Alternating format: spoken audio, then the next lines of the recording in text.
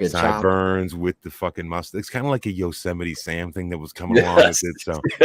So after it got spun that way, we talked about Thor Heyerdahl, we talked about the Kontiki and all that cool shit. But you know what? We're live. So welcome to the Late Sesh, everybody. What is going on this evening? The wrap up of our pre-show is probably more interesting than the show is going to be. We were talking Indubitably about all sorts of fucking cool shit. You know, that's what we should do one time is we should start a Patreon or something like that, or whatever it is on YouTube, whatever they call that shit, and give them access, those people access to the pre-show. That would be dope.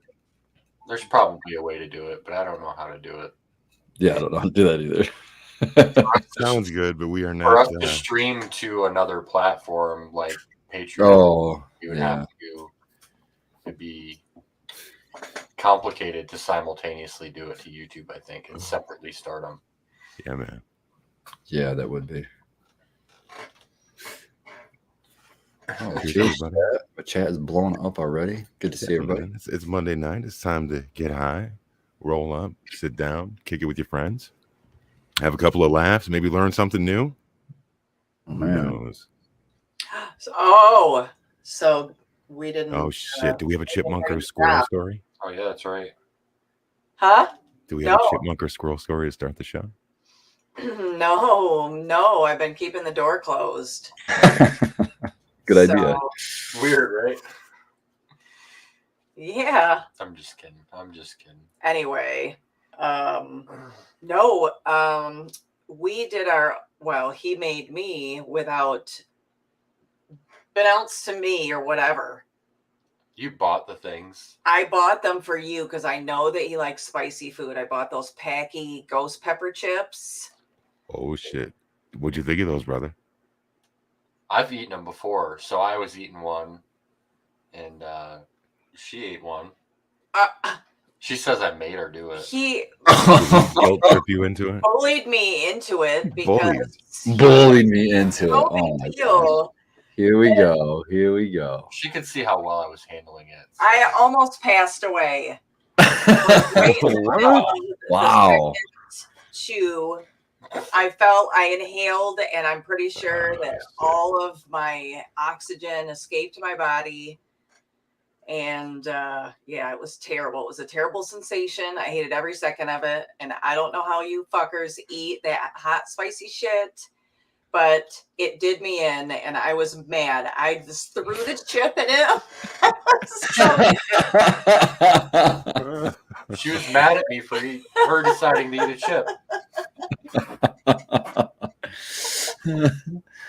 Only for about 5 minutes. So. When you guys come out, remind me to grab some hot peppers for you because I got a lot of them, and I already made I've already made hot sauce, and I just put it in. You go to the store and buy one of those things that you put like ketchup or mustard in for a picnic. You know, I just filled one of those up with my hot sauce, and it is hot as balls. I think, but I think fucking habanero peppers are hot as balls, and people laugh at me. So I don't know. I do too. They can be pretty hot. I agree. I think jalapenos are hot. So. Well, I ate one of these peppers. They're small. It's called Basket of Fire. It's an ornamental pepper. But I was like, oh, if I try them, and because they're edible too, but they're fucking hot. They turn different colors. So they start out really light colored, then they turn a little bit yellow, then orange, and then finally they stay red. My worst pepper experience is this little tiny fucker. Yeah, these are about the size of my pinky, maybe a little bit smaller. I ate one, and it was like, then I went and hurried and gave one to my son so he could suffer. He agreed it was also hot. Did you guys have like snot running down your face and it wasn't that. It wasn't to that level, but it was. Okay. It's pretty hot. So I'll hook you up with a whole fucking bunch of those, man, because I've already made a bunch of hot sauce. I don't know what else to do with them. I hate it. I hate it. And he wants to do the Packy Chip Challenge. With what is it, Carolina Reaper, and what's the other one? I can't remember what other peppers. No. Yeah, hell no. Peppers, isn't it? But yeah, you can get the one chip challenge now, chat. So you want to see Painted Lady and I do the one chip challenge? I absolutely want to see that. I want to do this. I will on screen, and I will get very mad. Have you guys ever seen the one where Stand by my comment. I absolutely want to see that. inside the NBA had Pretty Shaq on, entertaining. and Shaq ate this fucking chip and then just like completely lost. He was trying to do it with no reaction, and that shit just burned him up, man. Yeah. There will be a reaction. I think, wouldn't it be There cool will if be we all tears did and it? Three profanity. reactions. Yeah, there we go. We should all get one and do it. See, now he's trying to bully us, and I, by I'm just gonna extension, say- you Oh, as you don't well, like Chad. it now, do you, Skilbo? I used to play Let's One Eat a fire lot of hot chip. stuff about 10 years ago, and I don't do that anymore. Above like low heat, you have It's just one You have a chip. Scoville fucking limit, right? one chip could give you weeks worth of let's just say The medicated screaming memes, treatment needed. Yeah, probably a day of it. Probably a day of that. aka burning butthole. Now when you got hemorrhoids, man, you know what Do causes not buck chug the fucking fire hockey chips. No pushing, Red. Don't push. dude. Man. And then we watched, he was like, well, have you ever seen the video where Sean Evans, the guy that does Hot Ones, ate I gotta maximize this screen. I can't fucking see anything. Wow. Yeah, there we go. And he was with, who was the other guy? Some famous pepper guy of all Chili time. Klaus. Chili Klaus, I guess. And they were Hello. eating Carolina Reapers. They were just eating them. Fuck that. And they were dying. And oh my God, it's like 7 minutes of them just dying and sweating and crying and coughing and not able to breathe. And they just sitting there loving it. And I'm going, I think they were having fun. They get an adrenaline rush after that, like I used to. yes, But it's really good for cleans out your sinuses. You don't got to worry about any all that mucus and everything gets pushed out. I just don't get it. It just doesn't appeal to me, and it makes my stomach hurt. If I eat something too spicy, oh man. I like I really like the flavor of habanero. I love the flavor of habanero. It is a delicious pepper. It's delicious, like mac and cheese, habanero mac and cheese or something. Oh my god, dude! It just has such a good texture to it. But it's fucking. First habanero I had, dude, I was like 12 or 13. Maybe I was like 14. I don't know. I was at my brother's house. He was growing some habaneros. They were fucking really hot, fresh right out of his garden. He had a couple like in his. I would eat like little peppers, you know, like little pepper, little hot pepper, little hot pepper. I was kind of experimenting with heat, you know, and I was like, whatever. I ate the whole thing thinking it was like whatever. And yeah, that was god awful experience at 12 or 14 years old, man. It was just like you know, just fucking nose. Yeah. I was drinking so much milk. I probably ate a whole loaf of bread. It's an Oh awesome my experience, God. no matter how old you are. None of it helped. Just None of it helped. time. I make hot pickles, and I used to use like habaneros and a lot of stuff out of that. And I had I was like, it's been 10 years since I made my first batch bid, since I did that, my first garden and everything. I want to say it was like exactly in 2013 or something like that. I made a whole bunch of pickles, and I was chopping up just bowls worth of jalapenos and like Hungarian wax peppers and all these incredibly hot, just fire hot little peppers. And I wasn't wearing gloves. Oh, My hands were on fire. It's all fun and games. You touch For your eyes. at least a week. Like I remember this being like 10 days, 15 days. Like my hands were scorching hot, man. It was like 2nd-degree burns. Yeah. My skin was fucked. I was sitting my hands in a sink of cold water, like over and over and over. No. Dude, it was so rough, man. I It did was that so by rough. I was canning peppers, and I had just a bunch of peppers sitting in a sink of water, and I kept pulling the peppers out of the water. And I had gloves on even, but the water got in my gloves, and my hands was on fire, dude. that's how people make some old school pesticide sprays. I remember farming tricks. That's you just soak some peppers in some water and spray that shit on your plants. Only the rugged survive. Good shit, though. Good shit. I want to shout out in chat. This is a good Boxer Botanicals said it's been a little while ago, but said glad that we all survived the storm. That was a hell of a fucking storm that blew through here. Mhm. You know what? That's a good time for me to segue right into this PSA that I keep telling everybody about. Storm season is upon us. Guess what? Here at fucking Castle Skilbo, we lost power for a second, but in 30 seconds, boop, Generac kicked on, everything came back on, it was good to go. And it's kind of nice to know, because it's the first time that it's actually gone out since I've had it installed, that like everything was cool. You know, it's a 22 kilowatt one, so it's a larger one. And how long did it have to run? Well, that's the funny thing. You would think like when the service is restored that you would have to go out and do something, but it's like automatic, and there was no browning out when it switched back over. It's almost like it waits until it gets the power call and then goes, okay, cool, we're just going to switch the leg over, and boop. So worked really, really well, man. How long did you not have power for? It was probably about 45 minutes. It wasn't even that long. So cool. Ooh, for Growling says he has no power till Wednesday. Uh-oh. No. Keep those freezers taped shut, man. Tape those bitches. No, shout out to shout out to Indica B. He said he had 17 trees down in the 15-minute. The normal would have been 15-minute drive home. It took him, and it took. Sounds like those would have been sequences. 17 trees. I used to drive that drive. Oh man. Yeah, I'm glad everybody's looking. Daddy Red, Mama Red, they're out of power. They had to go. No. Well, they have a generator and it wasn't working. It wasn't the pull string, I guess, busted and a bunch of other shit going on. So they went and got another one, and it's not backfeeding correctly. So their plugs aren't backfeeding. Something's going on. So they got it rigged up with some extension cords and shit. So they're doing the good old fashioned way. Below Deck's on tonight. Mama Red's got to watch her Bravo. Yeah, I don't know if they're watching. She's coming over to your house, Red. Mm-hmm. They're an hour away, man. I wish they could. They should. They come here. We were out in the rain strapping the plants up so that they wouldn't. Oops, wrong one. And that we wanted to show this one. Galactic was. Ooh. We were talking about the shirt in the pre-show. Painted Lady is a real boxing judge, and occasionally she gets to judge some events, and we did one last year, and that's where I got this shirt.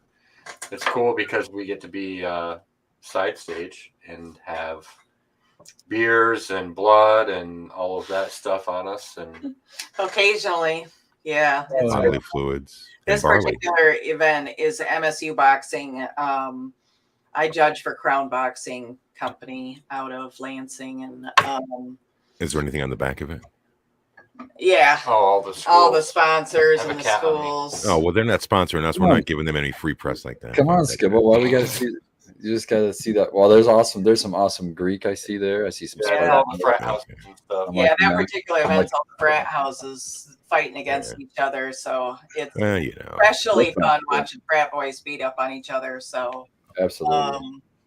Yeah, last time it got real rowdy. We had blood flying all over our phones and stuff on the judges on my scoring sheet and everything, So yes, occasionally it could be a really good time, and it's definitely not a professional event. These are kids in college that know nothing about boxing that may have taken a class for a credit because they needed a credit, and they come in there just pretending like they know how to box, and then one kid takes a swing and the other one, and it's on, and they're just scrapping, and sometimes there's no system at all. No defense.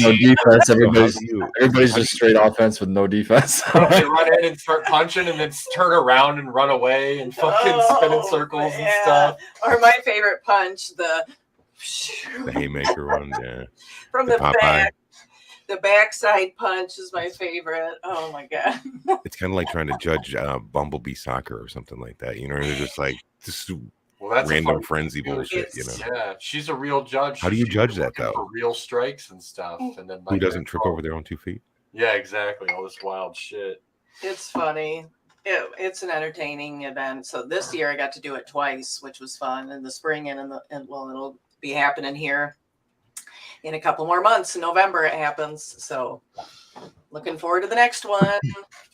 It's always fun because then, like we were saying in the pre-show, it's like all the frat against each other. And so then they bring all the sorority chicks, and then it's an event to like, it's actually a contest to see who can wear the shortest dress and then who can look like the biggest fucking pimp. And so here's these kids that are like 18 years old, dressed up in like mom and dad's clothes, you know, with these big fur coats. Sometimes the guys come dressed in these fur coats, these sunglasses and these necklaces. And I'm just dying, dude. We're just sitting there laughing the whole time, like, oh my God, like 2 o'clock, look at that one. And they are riled up, like only frat kids on Bud Light could be riled up. Oh, they've got the beer towers on the tables, and oh man, it's funny. So anyway, that's what that's about. Crown boxing. Cheers to crown boxing. I really like Coach Ali. Sorry. I really like this because it's a lightweight t-shirt, and when it's hot out or humid and stuff, you got to have one of those you can put on. Most of these other shirts are heavy. You know, I was thinking that you were going to say that it's easy to do the Hulk Hogan where you could rip it in half. If somebody calls you out, one of those little frat boys, you could just like, it's thin, so you can just. No, I don't want to do that. You're like the final boss that they got to beat. People like this shirt. I'm going to have to keep wearing it.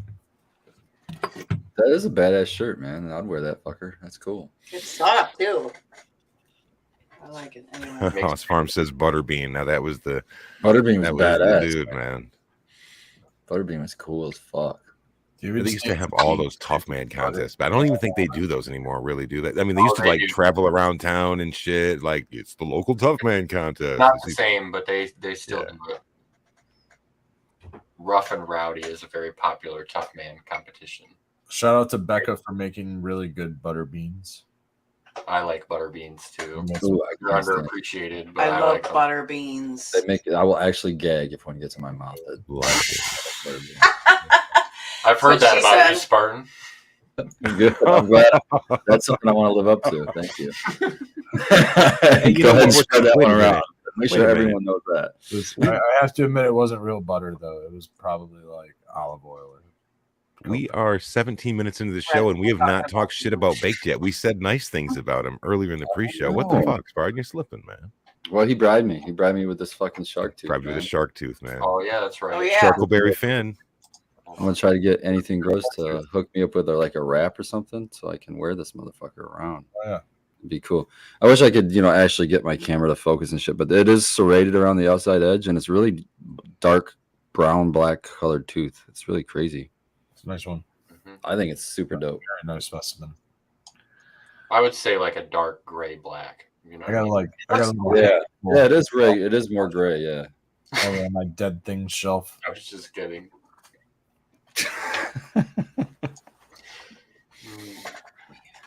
Yeah, Baked couldn't make it. It was too much. He had air travel. Traveling sucks sometimes. He had air travel. He rode in the car with me, and that's like driving at Mach speed. And then he had to go all the way out to Grand Rapids to pick up Frosty and then come back. So he did a lot of traveling. I guess I can't be too. I mean, he is getting up in age, so you can't just. There you go, backhanded. You can't just expect him to be able to do that and go to work in the morning. Right. It's a tall order. I thought old people woke up earlier. Had to go all the way to Grand Rapids to get a Frosty. Go to bed earlier too. That's how they get up. They go to bed at 7:30. That's a hike for a Frosty. It's like, oh, I'm falling asleep. It's 9 o'clock. I'm falling asleep at my desk, guys. I don't think I can do it. Cheers, Baked. It's probably because he was listening to some weird music or something. He's not listening to some cool stuff. Keep him awake. He cares less about music than anyone that I know. I know. I don't understand how I can still like somebody who likes music. Really, it's not that he dislikes music. He just doesn't give a fuck about He music. just doesn't care, and I get it, I guess. But like, of all of the people that I know, he definitely cares about music the least. I was blown away by it. I couldn't believe it. I was like, you don't really. He just puts on whatever SoundCloud stuff, and I never met a person that did. But it's like he'll listen to whatever you want. Go, whatever you like. Yeah, go put. He just likes the noise. I guess whatever. He has no opinion. He likes video game music. Yeah, that's cool too. I've listened to some of those. I'll listen to anything. I don't really have an opinion on what's being played ever. I'll usually listen to anything, but I have a huge love and desire for music. So maybe that's like the opposite polarity for not giving a shit about what you're listening to. You like it all, is what? Yeah, I just like it all. Is that the opposite polarity? I don't know. Maybe. He doesn't like. When I say that he doesn't like it, I mean he doesn't get excited about any of it. I haven't ever heard him say, "Oh, this is the quiet. I want to hear this. This is my, listen to this one." I'm like, I could not imagine that. That's been my entire life. Mm-hmm. It's like, yeah, I love that's all music. This band is the sweetest. Yeah. Oh yeah. I love. Let's go to this concert. Yeah, that's why I can't believe it. That's why I'm deaf. Yeah, man. Yeah. I've seen their shows. Speaking of concerts, there's a concert coming up that I wanted to go to, but I don't think I'm going to swing it. But it was Dorothy and Dirty Honey. It's like, oh man, it was like they only wanted like $25 or $27 for tickets. I was like, damn, but it's in like Ohio or someplace. I'm like, yeah, I don't know. Maybe if they came to Michigan. This like chocolate bar that we just ate just kicked in, and I just felt like I was falling. That was strange. Oh shit! How long did you take it? It's all slow and quiet. Let's say it's starting to look like in your eyes. Hour. Right now, an hour. Yep, that's the name. That's why I felt like I was falling. There we go. Okay, an hour. Please help me, I'm falling. You kind of look like you're having a stroke on the right side. That's not a backhanded compliment.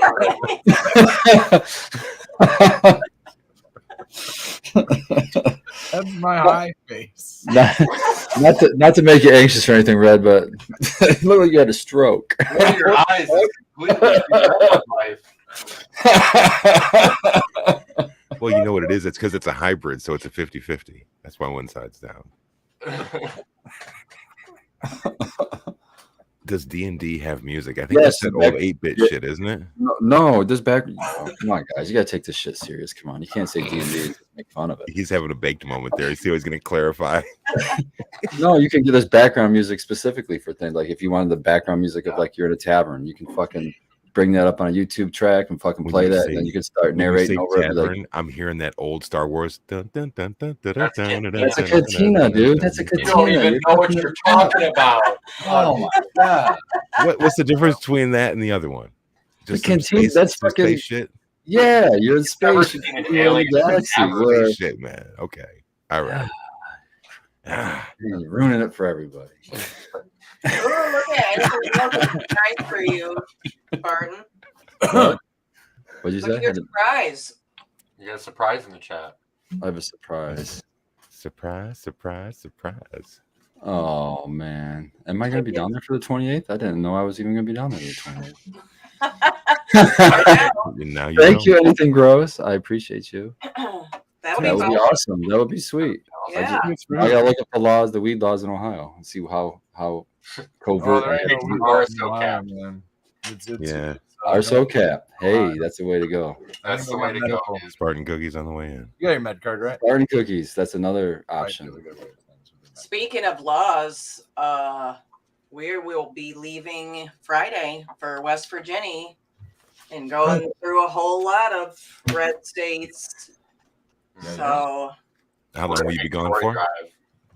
Be going whitewater rafting this weekend on Saturday. It'll be hell of a lot of fun. We're going to be doing the Lower River. Yeah, the Gauley River in New River, I think. New River Gorge, the Gauley River in West Virginia.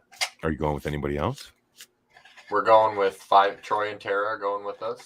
Tree and Tara. Yep, not Tree and Tara. And then my friend and neighbor next door.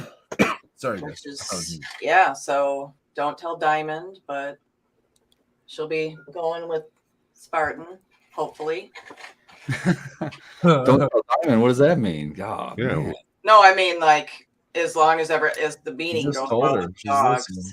Oh yeah. She's listening. She's met him before, hasn't she? I don't think she had. I don't know if she has. I thought she had, but I guess she hasn't. We're gonna do it maybe tomorrow or the next day and make sure they're all cordial. But yeah, I'm ready to get on the river. Oh yeah. Have you done this before? Yeah. Okay. A few years ago. It's so much fun. So Yeah, I can't wait. I mean, I kind of wish we were doing a different part of the river than I had done before, like a harder part, but it'll be nice for everybody like Tara and Troy who are a little nervous about even just doing this part of it. And this part's really kind of family friendly. I mean, it's still like 4 and 5, rated.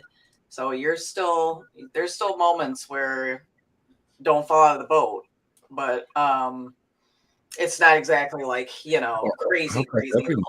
Wouldn't every moment be don't follow the boat? That'd be kind of my top other thing. Yeah. I mean, pretty much, but there are things that they tell you to do if you do, and like, obviously swim away from the rocks.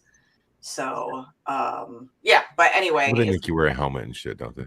Oh, yeah. Helmet and life jacket, the whole, right. Yeah. So, but yeah, you're definitely working on parts of it for sure, paddling your ass off to make sure you're getting away from the rock areas that current pushing you towards, and then, but then there's certain areas of it too where it's just you get to admire the beauty of it because you forget how beautiful it is down there. It really, really is. If you've never been down there or over there, wherever you're from, it's a really beautiful area. So check it out sometime. But yeah, I went there last time. I smoked my way there and smoked my way back, and I had no problems. We sat on the deck of our little Airbnb and smoked our dicks off. So I don't know. I don't think it's going to be a problem at all. So there you go. To West Virginia, Mm-hmm. Washington D.C. is legal, isn't it? So they kind of have like take me home. They must have. Thank you, normalization by this time. DC's been legal for a long time. I feel like. All those details, and Blue Kiss asked where it is. Of course. Unbelievable. It may not have been a state by then. You never know. Fayetteville, West Virginia.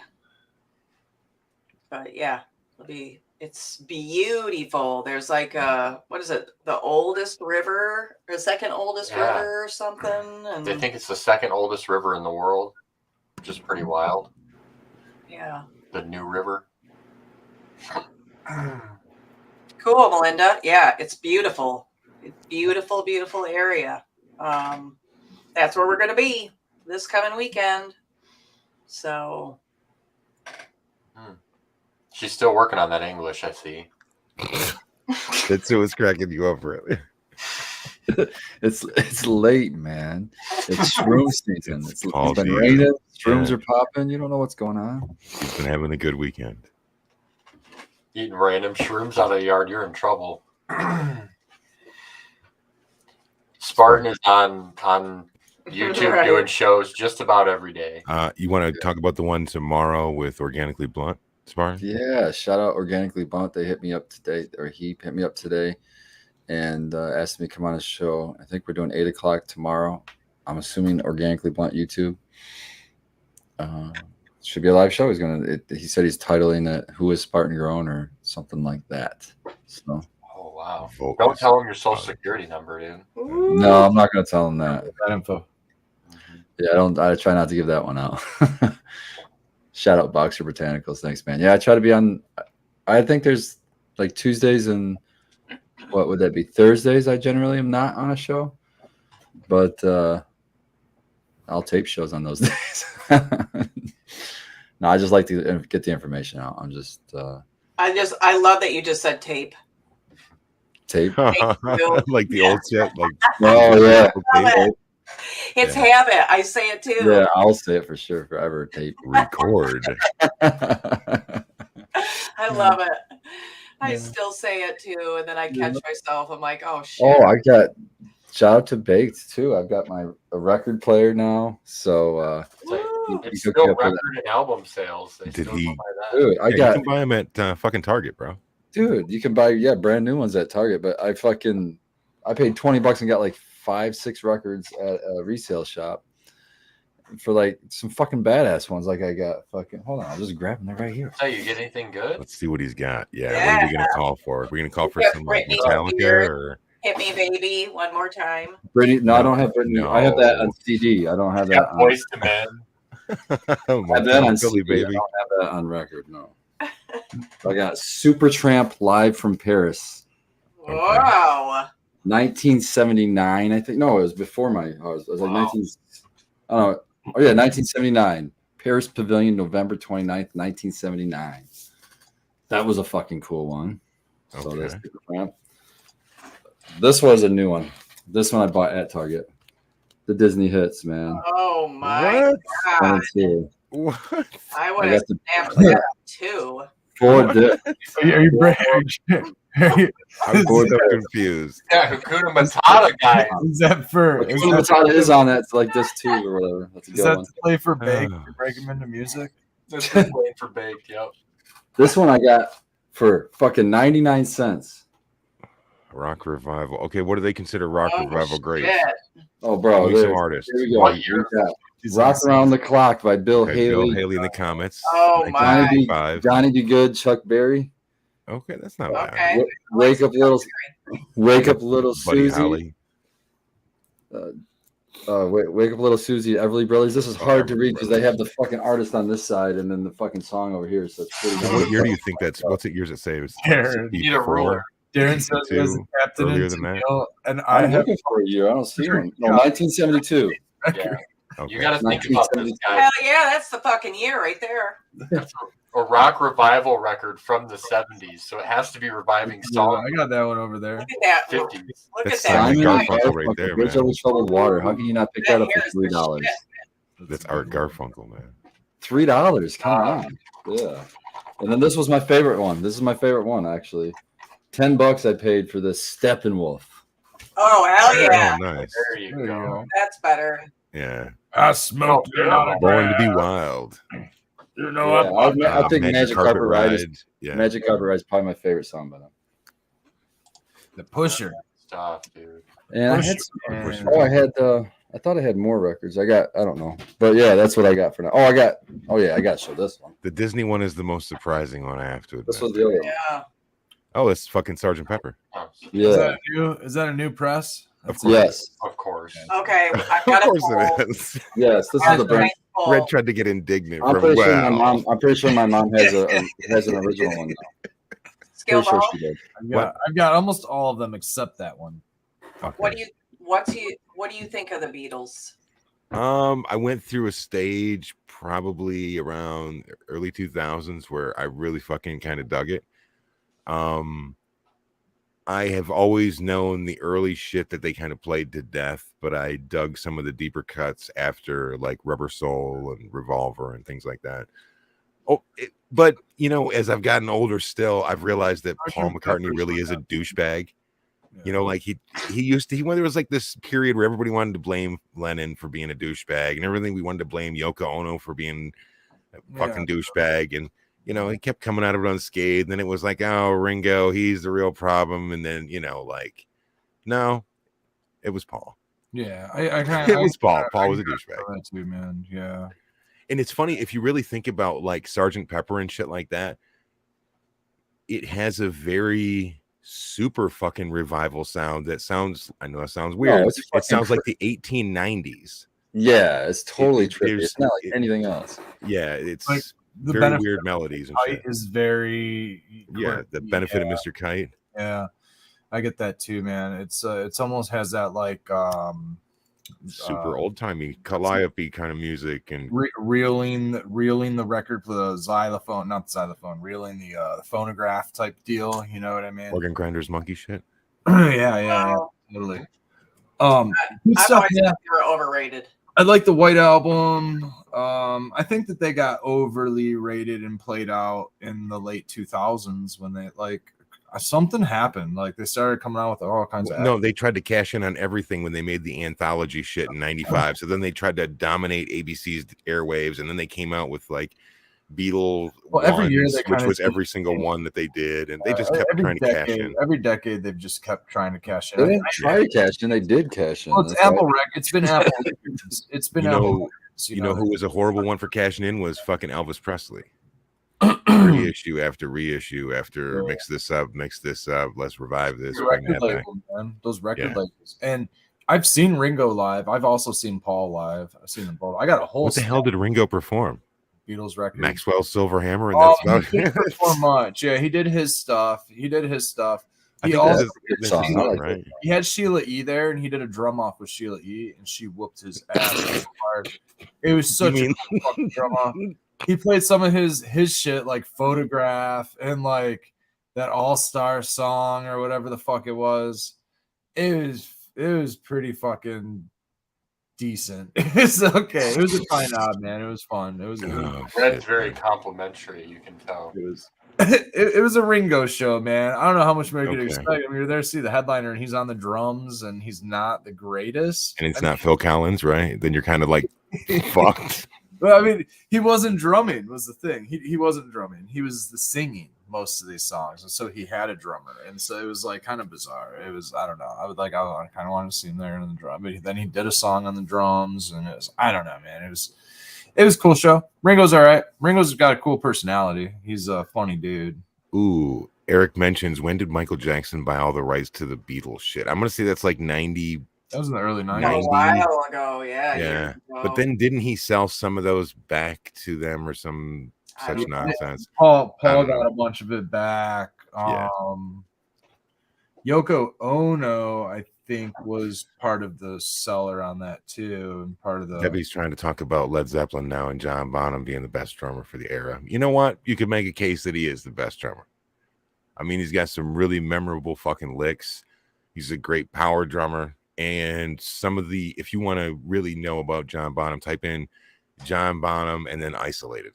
And then what you'll get is like Led Zeppelin songs that they've turned everything else down, and all you can do is hear him drumming. And you're like, oh, this dude's fucking about it, man. Yeah.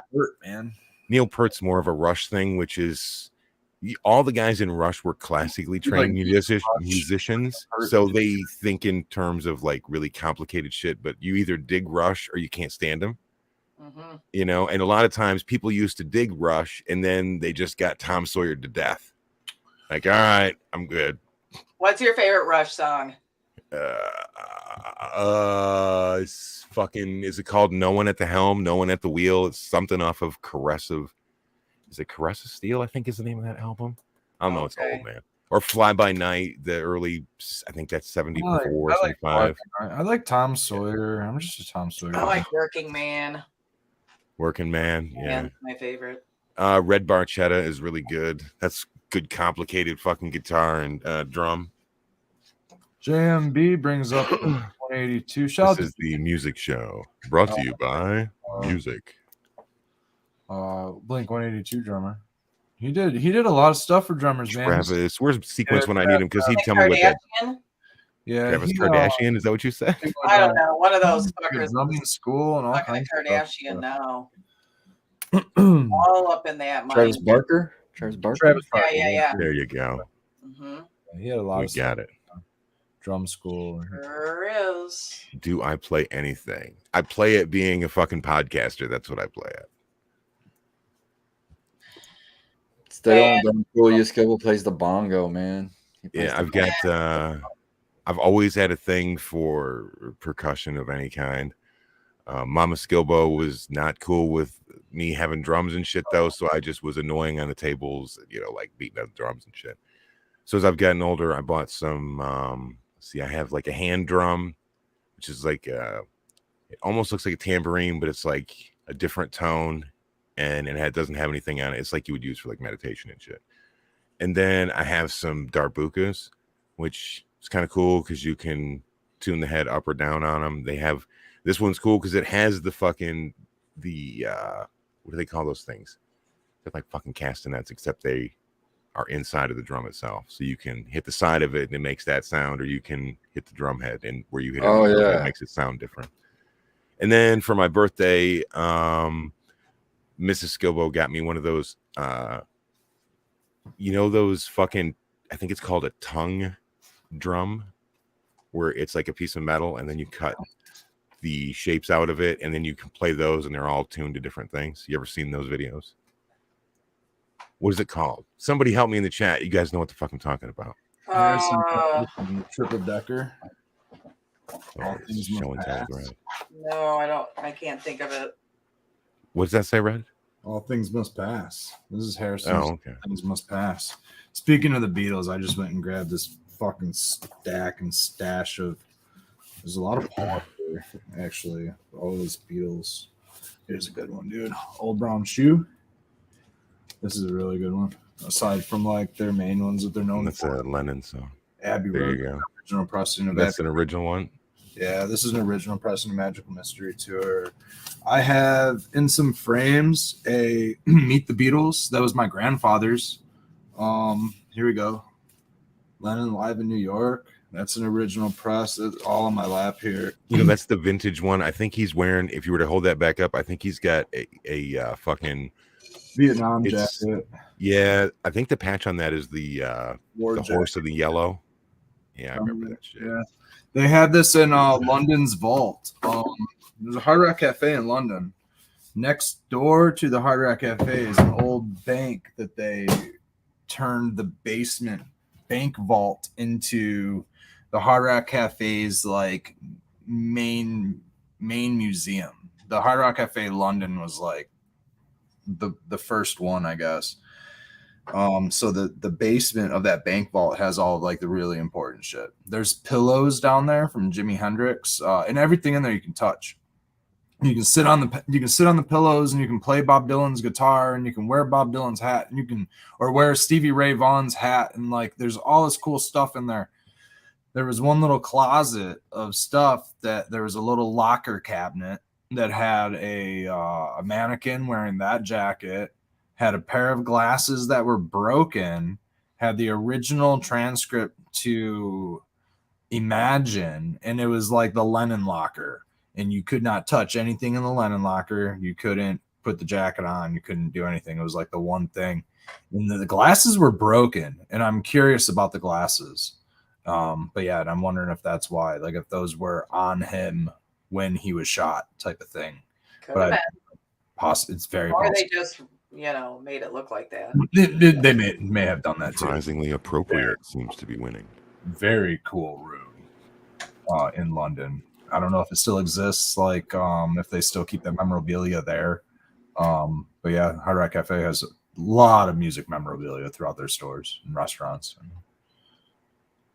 Pretty wild. But is it a $26 burger? That's what the people want to know, right? And is it worth said $26? Oh, dude, not every time. Maybe the pins, dude. I used to love collecting the pins. I have like a jacket and shit that I used to put those pins on because I used to think the guitar.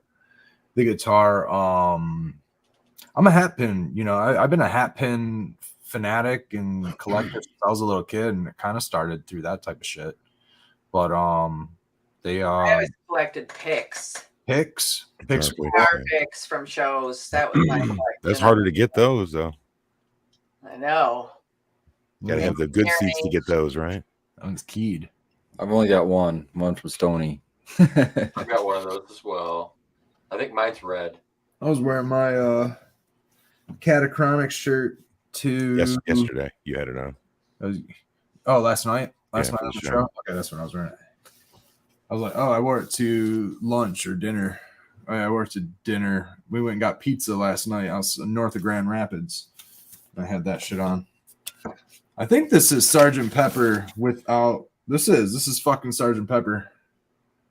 Oh, that's kind of badass. We can the see original press. Reflection. It just has no fucking sleeve. I mean, it has a sleeve. My aunt gave me a whole box of like a crate of records at one time. This is one of my faves right here, Double Fantasy.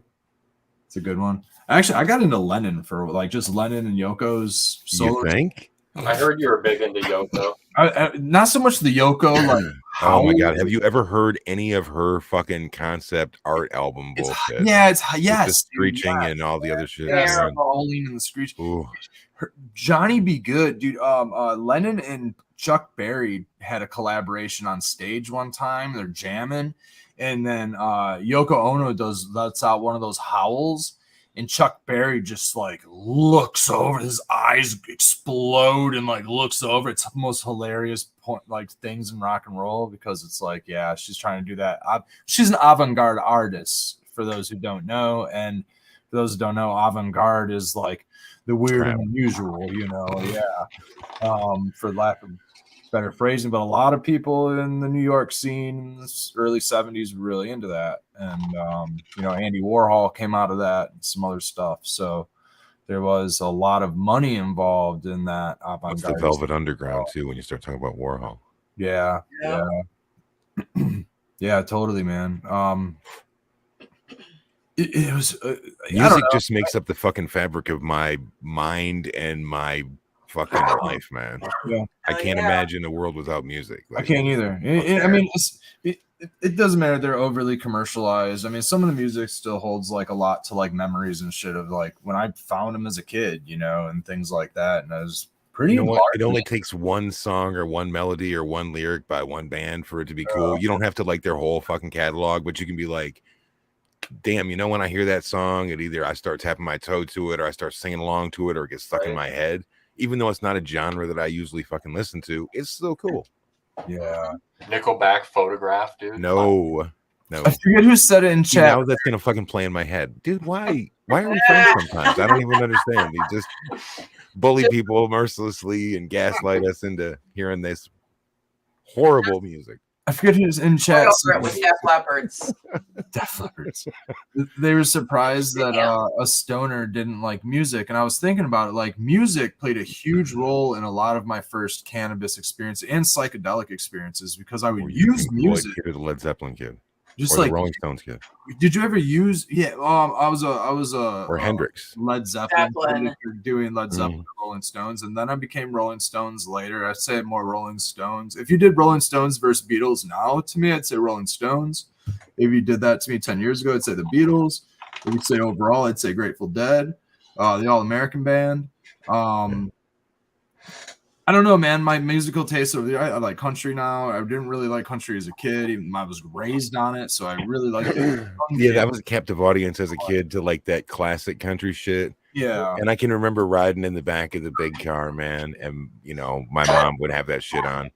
And my brother and I would be in the back seat cutting up and acting a fool. Like he would act like he was playing like the jug, and I would act like I was playing this bass, and my mom would try to like reach over the seat and like in one fell swoop swap both of us and end up not hitting either one of us. And that's good times, man. Yeah, man. Made me like really dislike James Taylor specifically. I got into Fuck you, Eddie Rabbit, and your Rainy Night too. I had like a James Taylor phase. I have always had like music. Fucking weird. Fuck you, dude. I remember flying down the street with my dad in the car, singing at the top of our lungs. Afternoon Delight. Afternoon Delight. You know, I can do that. And we knew all the words, and we'd sing. Of course, I like. You didn't know. No clue what that meant. No. We're just like in my mind. Oh, Debbie Daly is a parrot head. She is a Jimmy Buffett fan. Parrot head, man. A Pirate Looks at 40 is probably my favorite Jimmy Buffett song. Yeah, that's probably that's a really, really good one. I love a lot of Jimmy Buffett too.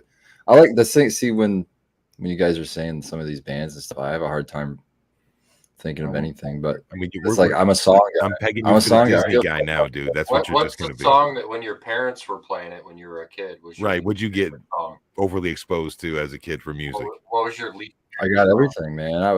I'd get everything, man. I would hear "Don't Break My Heart," my Achy Breaky Heart. That was the first CD I ever bought. Was Billy Ray Cyrus. Dude, I was working in the bars. It wasn't the album. It was horrible. Man, Dan. Baby. Yeah, that wasn't even the best song on the album. The best song on the album's called "Some Gave All," and that was the best song on it. Anything Carpenters. Carpenters, Carpenter. I love the Carpenters. Oh. Just like me. I can't listen to it for a long time. It's kind of aged now where it's not the greatest, but sing it, Painted Lady. Dude, I use music. Dude, I loved fucking Van Halen, dude. Original Van Halen was the shit. Dude, that's where I start. When the more that was heavy, us as kids. The more heavy and it gets, the less I like it usually. Oh man! You guys ever use like music to like direct your setting? You know what I mean? Like you're in this high phase, you're kind of like have this weird psychoactive vibe because you're younger, and then all of a sudden, like you turn on some music and shit just gets a little weird. Well, music you don't have to necessarily pay attention to for it to be part of your environment. Yes. So like it's a big deal when you're like doing anything psychoactive because you can close your eyes, music is still there. Yeah. And that's why I always got into the Beatles and Pink Floyd, because they had that trippy music and it made it like I don't know. Maybe it's because I have a photographic memory or something, but it visualized things. Even on cannabis, I get it off the dead. It'd get very visual, and I'd be able to like have these like meditations with like "Shine on You Crazy Diamond" or like. That's a great song. Yeah, you know, like just like what's that? Pleased to Meet You. Isn't that the name of that album? It's like 1975 or some shit where the dude's on fire shaking hands with the other dude. I think I that's the believe album that's got that that the one. Shaking Hands on Fire, I think, is Isn't the Machine on that one too? Welcome to the Machine. Which one? That's on Wish You Were Here, I think. I was going to say that Wish You Were Here. Yeah, that Wish You Were Here is them shaking hands. Okay. I remember that. My dad had that album when I was a kid. Pink Floyd is my jam. Hey, you know what? Fucking Daddy Steelboat used to always play Edgar Winter's Frankenstein when I was a kid. Oh, yeah. Or Hart's Barracuda. You know, my mom would be at work and he would just fucking... Back in the day, like, we always had, like... We didn't have a lot of money, but we had a lot of cool shit around the house. Like, the money came in, got spent on cool shit, so we were, like, ahead of the curve. So we had this, like, big rockin' ass fucking Marantz stereo and shit. Yep. So go to work. Shit. Okay, let's rock, man. Yeah. So did you grow up to hate it, or do you like it? I love it, man. Yeah. I am a huge music person in general. I can listen to just about anything. Some things I don't really care for as much as others. But I mean, from like the time I wake up in the morning, I'm putting music on. Even when I'm getting high in the morning, I'm just like, okay, I'm gonna scroll Reddit and I'm gonna use, you know, Pandora or Apple Music or Spotify or whatever, have that shit on the background. Just gets me vibing in the mood that I want to be in, you know, and I'll listen to different shit to be in different moods. You mentioned Barracuda a second Fuck yeah, ago. It's a great song, man. Hell yeah. I was in the grocery store with his daughter the other day and it was on and I was like, do you know who this is? And she's like, no.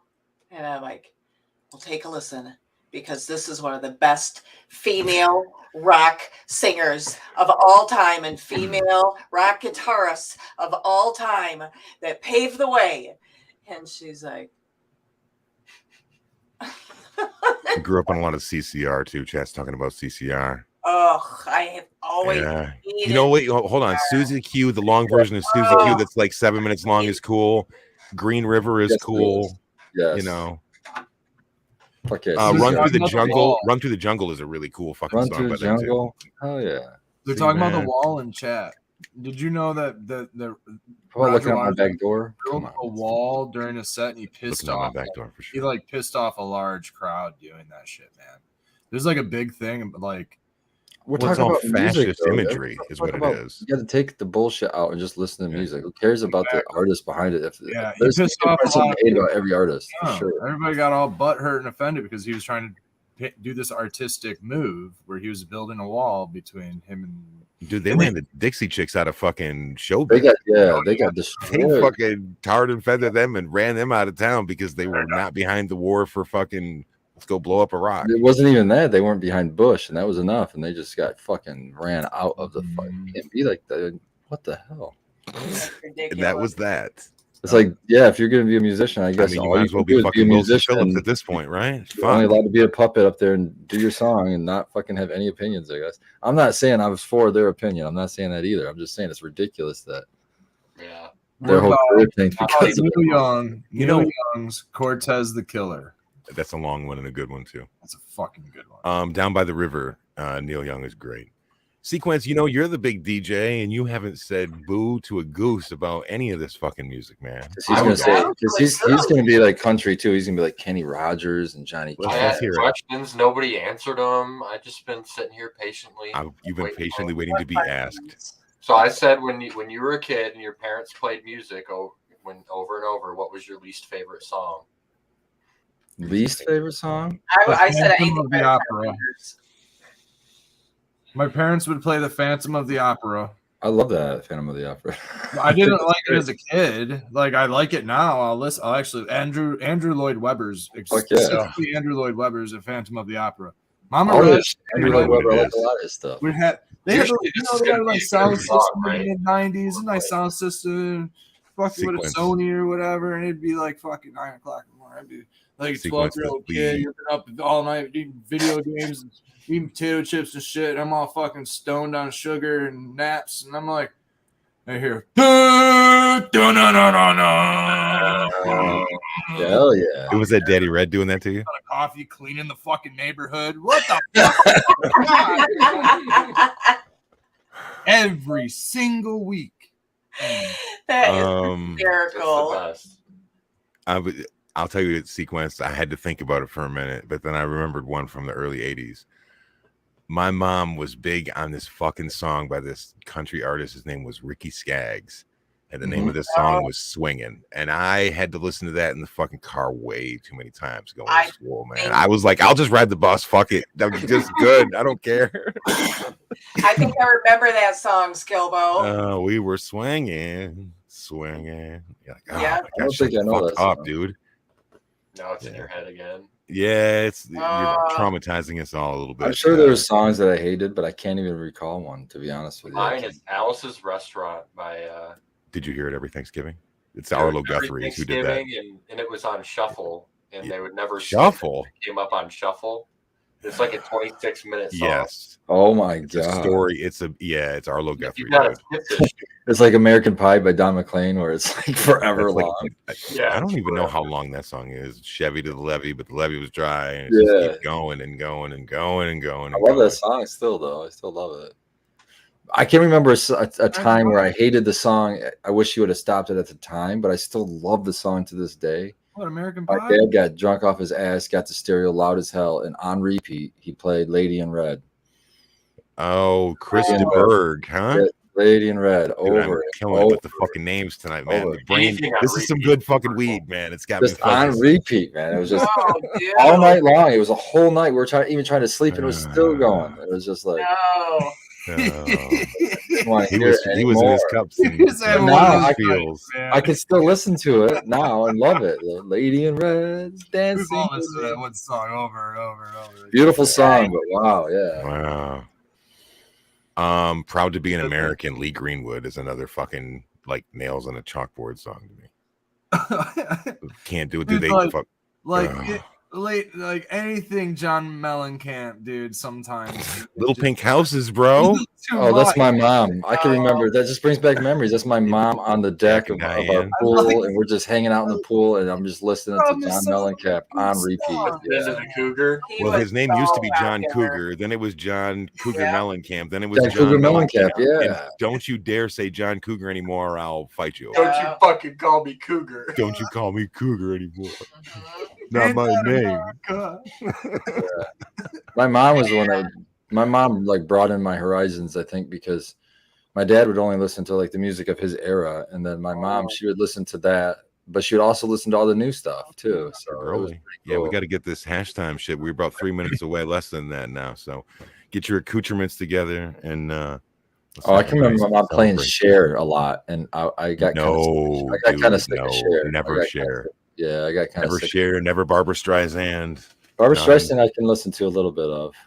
Give me 2 or 3 songs, and I'm sick of her. But she's And got I'm some good. great songs. Didn't she do "Wings Beneath My Wings"? Barbara Streisand. No, I really like that one. Beneath My Wings.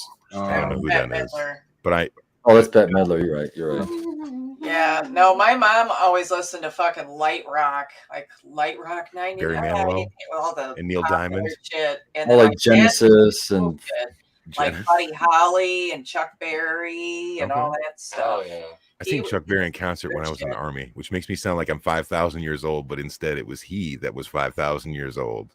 He was on the USO tour, and I seen him playing in Bitburg, Germany on the flight line. It was cool as shit, man. He still Berry? fucking sounded good. Yeah, man. Played until his damn. It's like old 92. age. Yeah, it's a long time ago. Dude, 30 is he years still ago. alive? No, this was Man. ages ago, and he was fucking eons old then. Fuck, what year did he die? I feel like it wasn't that long ago. No, oh shit! I'm thinking it had to be quite a while ago. Black Sabbath. while ago? Ooh, yeah. Sequence. Didn't you see Ozzy in concert on some Not fucking Ozzy. Oz tour or Ozzy's anything? one of the bands that my parents wore out when I was a kid. I still love them. Which song? All of it. Every album. all of them. See, you was a deep exposure. How about Motley Crue? See, Crew, I've had enough of Crew. You were talking about Elvis and somebody that overdid their thing, and Crew's had a few too many reunion final tours for me. I liked Deep Purple. Somebody brought that up earlier in chat. I'm a fan of Deep Purple. Smoking Crew songs are excellent. Crew songs are excellent. Just the present version of the band could probably, Guns N' Roses. You like them? I did love Guns N' Roses. I like some of their stuff. Axl can still sing. Oh. Pretty well. When's the last time you heard him sing? Has he done anything? Singing for AC/DC. What? Well, I've been under a rock apparently. He was singing for AC/DC a few years ago. Yeah, I can't remember. Yeah. He had to sing for AC/DC because Chat right now. Chat is killing it, man. Because the singer of AC/DC, Stray Cats, Meatloaf, those are both good bands. Stray Cats and that shit. I would do anything for hash, but I won't do Lime Skunk for hash. Good time. Isn't Stray Cats Brian Seltzer, right? Yes. Setzer. Brian Setzer Orchestra was after that, right? Yeah, he relaunched it when Cherry Poppin' Daddies got that big hit. What? I said that he relaunched the Brian Setzer when Cherry Poppin' Daddies got that huge hit, Zoot Suit Riot, and then Rockabilly, man. Rockabilly shit, dude. It's like hot rod music, dude. I love that shit too. Leather jackets, black jeans, fucking boots, man. Pompadours. Yeah. Pompadours. Yeah, dude. I want to give a shout out to K Good, been a member for 3 months. Lime Skunk. Yeah, man. Sweet. Shout out to Lime Skunk. Okay, good. Yeah. Shout out to K Good. For Girl, he hooked me up with a really nice fucking care package when I seen him. So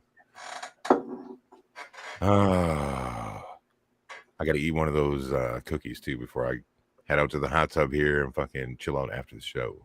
There you go. Unwind. Almost got everything now. Oh yeah.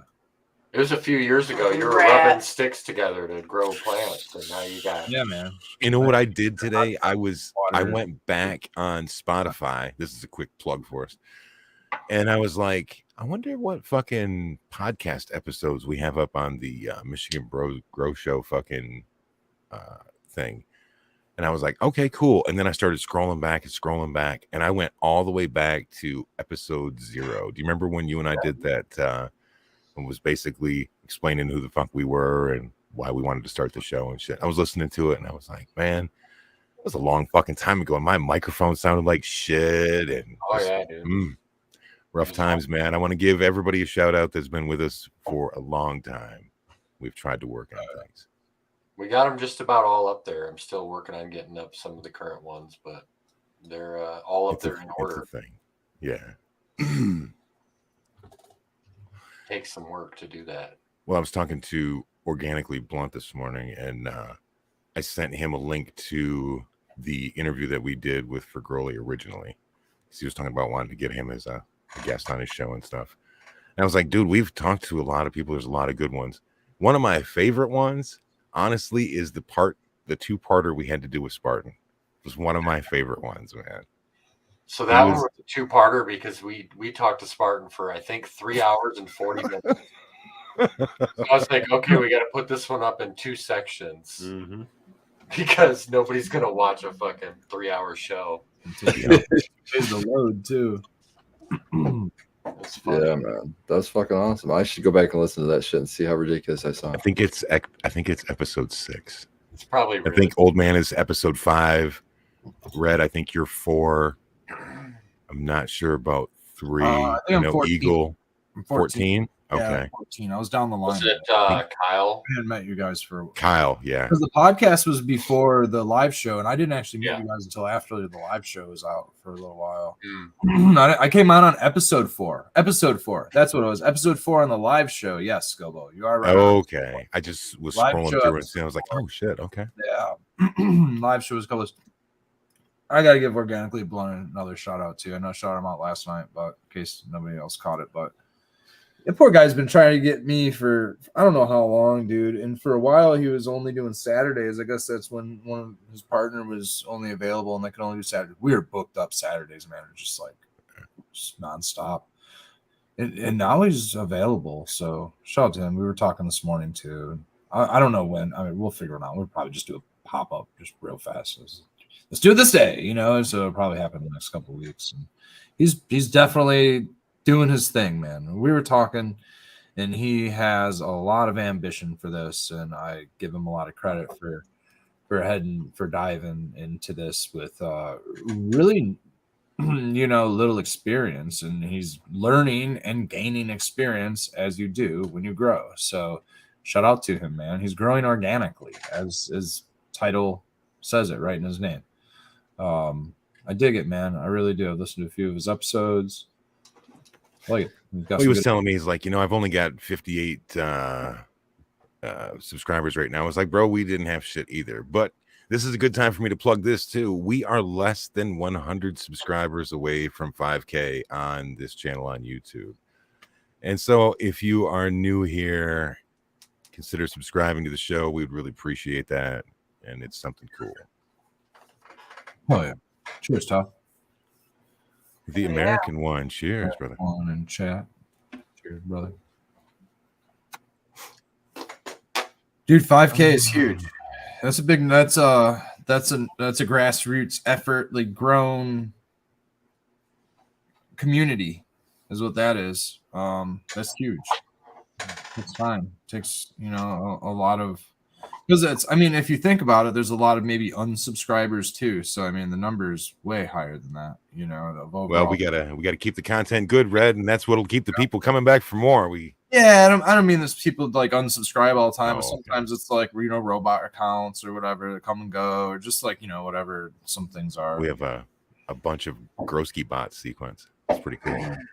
Oh, I'm sure we do. I just assume that some. I'm sure we do. We haven't bought any, so no, we haven't bought any. A lot of. That's why we're begging you for them now. I mean, they haven't been bought, so it's all been the grassroots grown, and it's from the community growing itself, and people sharing content. Share, subscribe. That's the only way that things can grow. You got to watch it. You got to love it. And hopefully we can give enough, entertainment and value for your time to be sitting here listening and watching us smoke weed and chit chat about whatever. Sometimes we do nothing, and sometimes we throw up strange gems. Really well read generally on like viewer retention numbers, average watch time.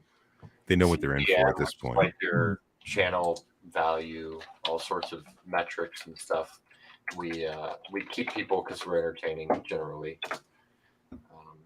We have had 579,000 views on the YouTube channel. Holy shit! So far, I never announced that stuff because I don't keep I don't watch the numbers all the time. I'm not like big on that. You can go crazy if you yeah, but yeah, we passed 500,000 recently, so that's pretty cool.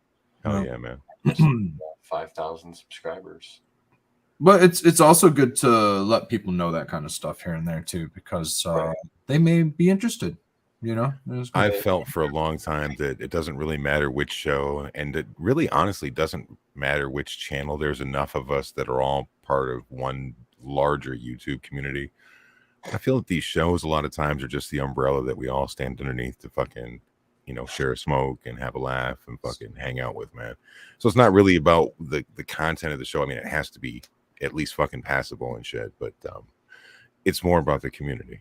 So I want to give a shout out to everybody in chat. Thank you for hanging out with us this evening. If you have any questions, I almost fucked that up. The weed is good, man. If you have any questions, make sure you toss them in the chat for us, and we will knock those back and forth for a minute or two.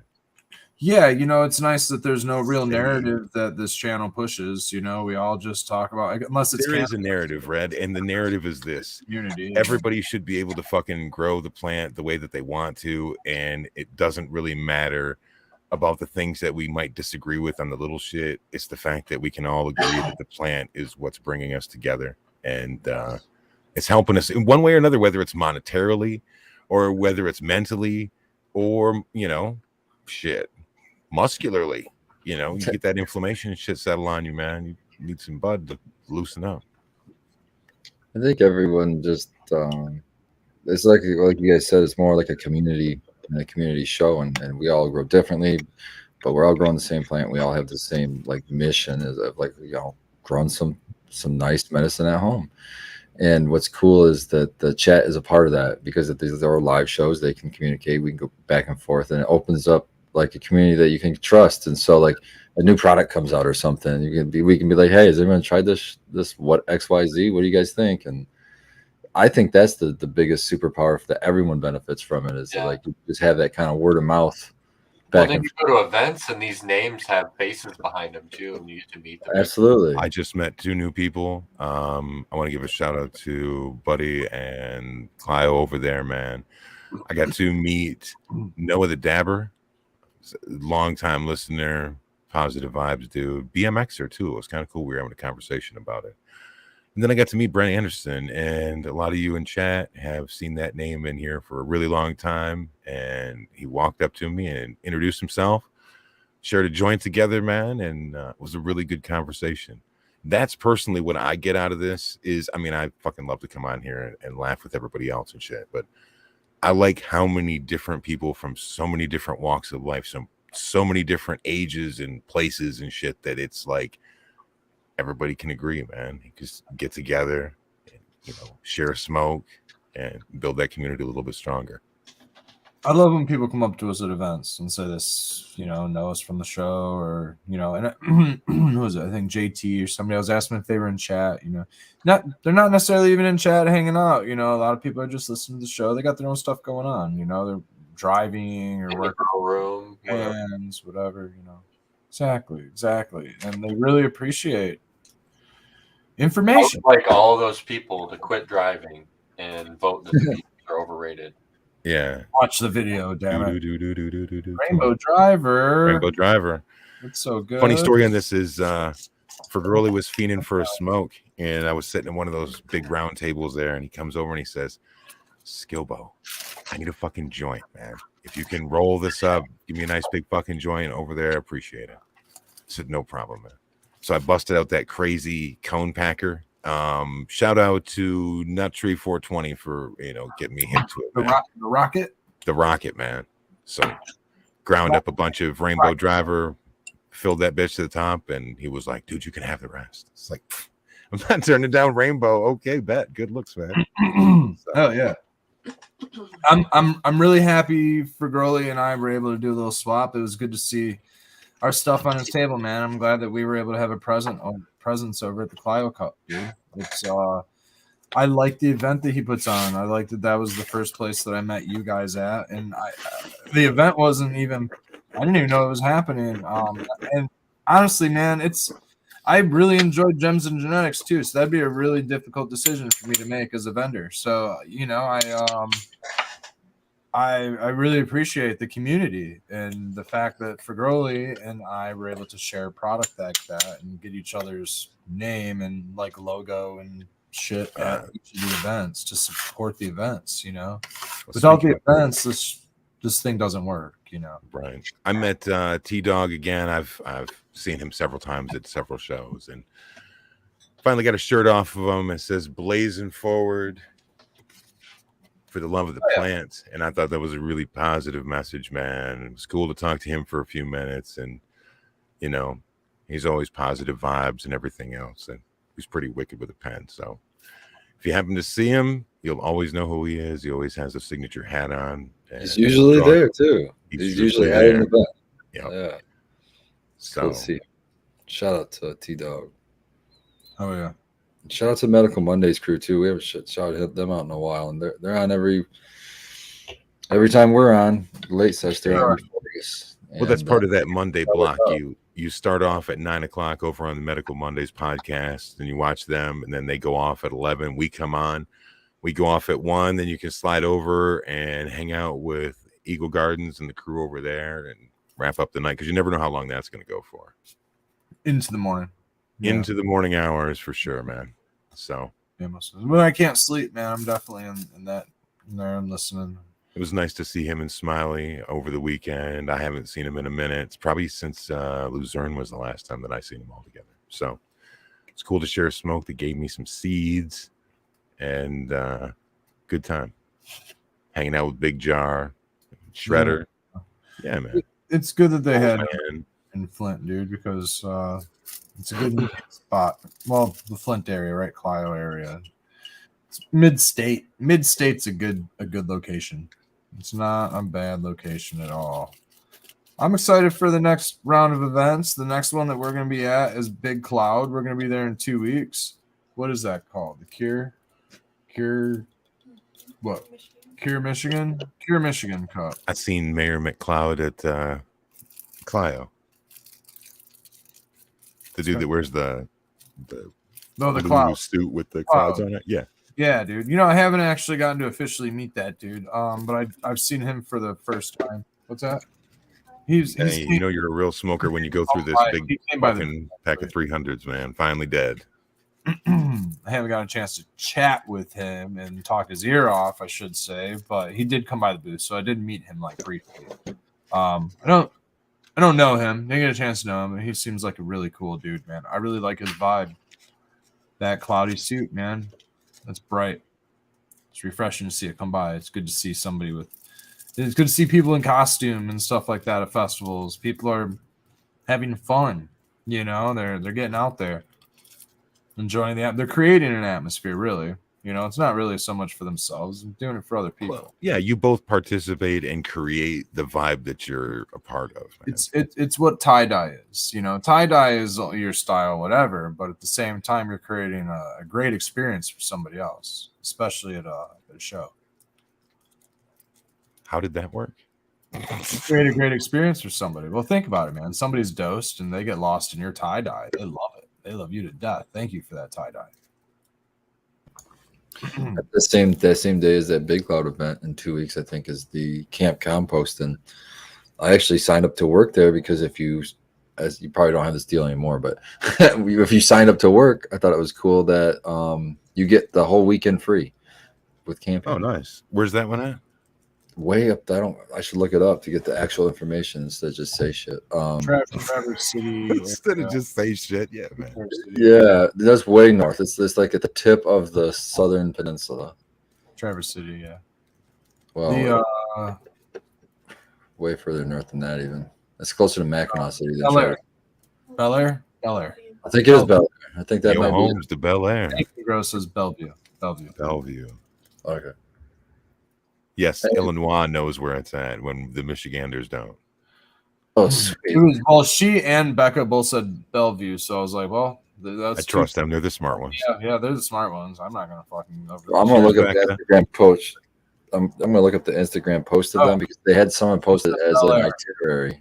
Okay, so wait, maybe Becca said. Did you say Bellevue? Okay, so Becca read hers, and I said Bel Air because she said Bellevue, and I was like, yeah, it's Bel Air. Now we're not gonna. I win.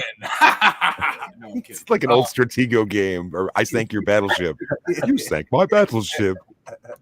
Oh man, I remember those commercials. Oh yeah, they were like stupid shit that they were opera and shit, and the two old dudes, and he was like 7. What was your favorite board game, or what was your favorite game? Like favorite Christmas present, like game, whatever. Doesn't have to be a game, I guess. I like the lot. There's so many. That's so hard. But this is the kind of stuff that would be there for people. You guys can see that? I don't think I can make it bigger. We cannot see that. Oh, there it is. We gotta do the allowance thing. There we go. Oh, I'm sorry. I was one of those kids that always wanted to play Monopoly. You guys want to play Monopoly and spend like 8 hours? You liked Monopoly? I loved Monopoly. I love Monopoly. It takes so long to play a game, though, man. I liked Candyland. Candyland was good. Shoots and Ladders. That's a good one. Shoots and Ladders. Monopoly only got better the more I understood it. But they've all kinds of good stuff here, like hemp stalk inoculation, biochar demo, vermicompost, yoga with I can't say that. Ganja. More ganja? Ganjasana. I think it's Ganjasana. Compost 101 demo, plant mushroom foray, fermentation demo, vending demos and microscopies. Learn some microscopy. Are you kidding me? Live music, drum circle, nighttime foray. Drum circle.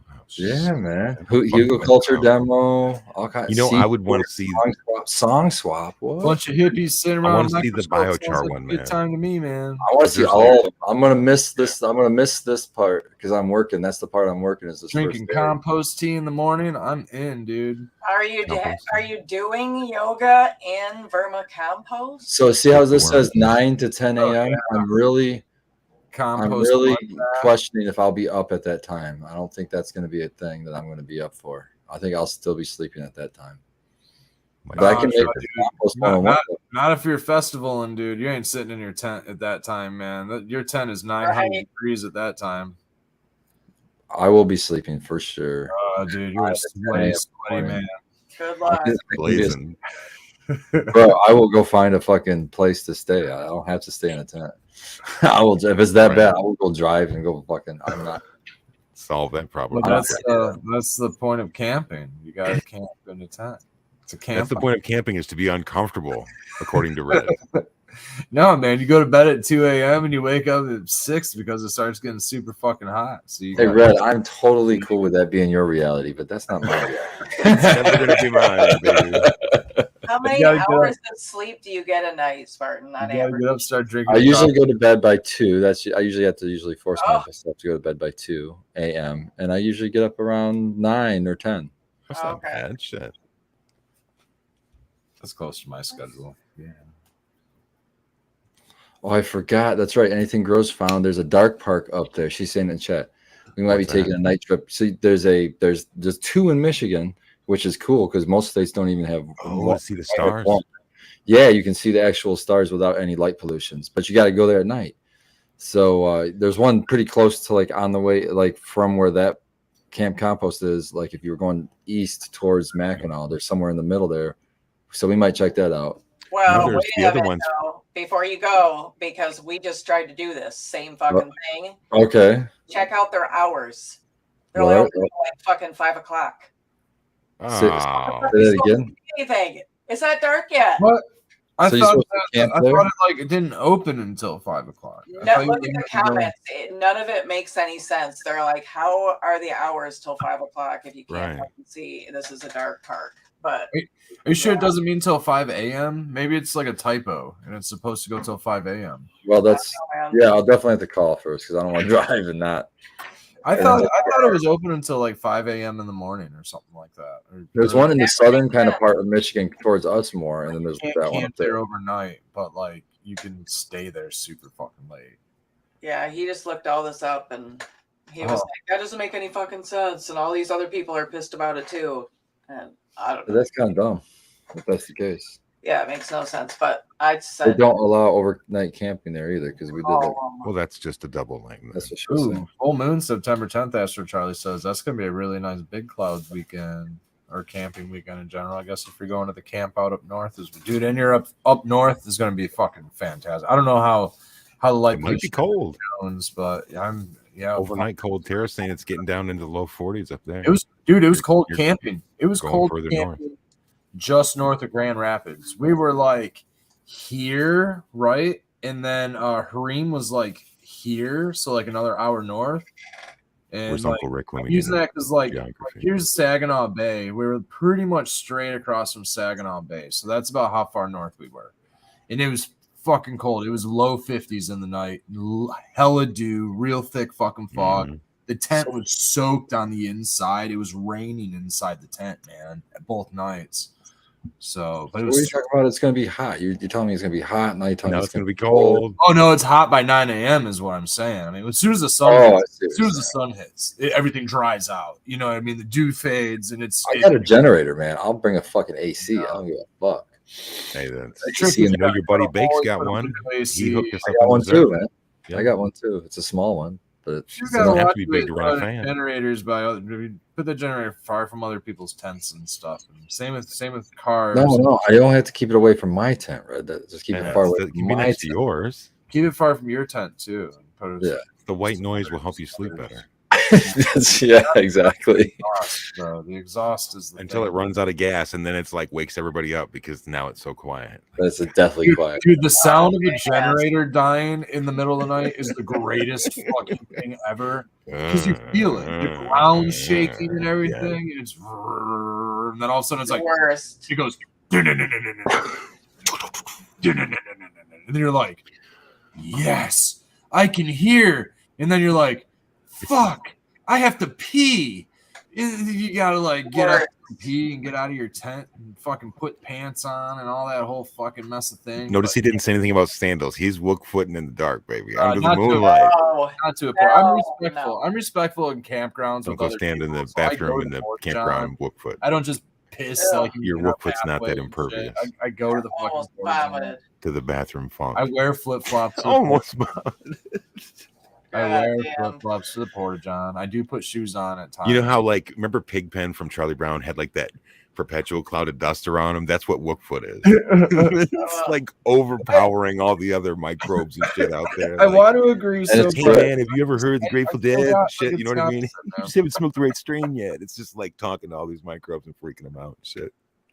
Oh, so gnarly. Yeah. If my feet even feel ew, I have to wash them before I go to bed. Before I get in the bed, it's like a thing. Ew. Yeah, but what if it's a community shower? Is your option to wash them? I Go wipe my peel feet some down. bark off of a tree and You take get some those little wet wipes. You get a little really pack of good wet wipes. whippy branches and give time around your feet. You give yourself a little bath real quick with some wet wipes, and you just wipe down all the important parts in your feet. And, you know, Oh, It sounds that's a awful Remy lot Moore like- bath right there. That's Yeah, why I I was was gonna say you can take the words out of my mouth, Skilbo. You know what we used to do? We had a welding tent. This is when I was in the army. And so we would fill up fucking hot water. They had these, like, you know, the WWE garbage cans, the little fucking silver ones look like shit. They had those, and they had Yeah. this weird, like, stovepipe thing that went in there, and they would light it on fire, and it would boil this whole garbage can full of fucking water. And that's how you would get to go take a shave and all that other shit. But we took this welding tent and this 5-gallon fucking potable water thing and rigged up this contraption so that you could use a stick to push up on this thing so you could make it, you know, rain down on you, get a shower, at least in the field, rather than just, you know, rolling around in the dirt like a fucking horse trying to get the bugs off. Oh man. I'm glad there's been a lot of camping events. It's been cool. Yeah, you know, it's a sense of getting people back to nature. You know, I'm hearing from a handful of people. You know, they've like never been camping. It's expensive too to try to go camping. You know, you have to like get a worthwhile tent and like some other things. Like I said, it's cold out, so you need blankets. You need all these different amenities. Some people like the whole glamping thing, and you need a, you know, better than $100 a night.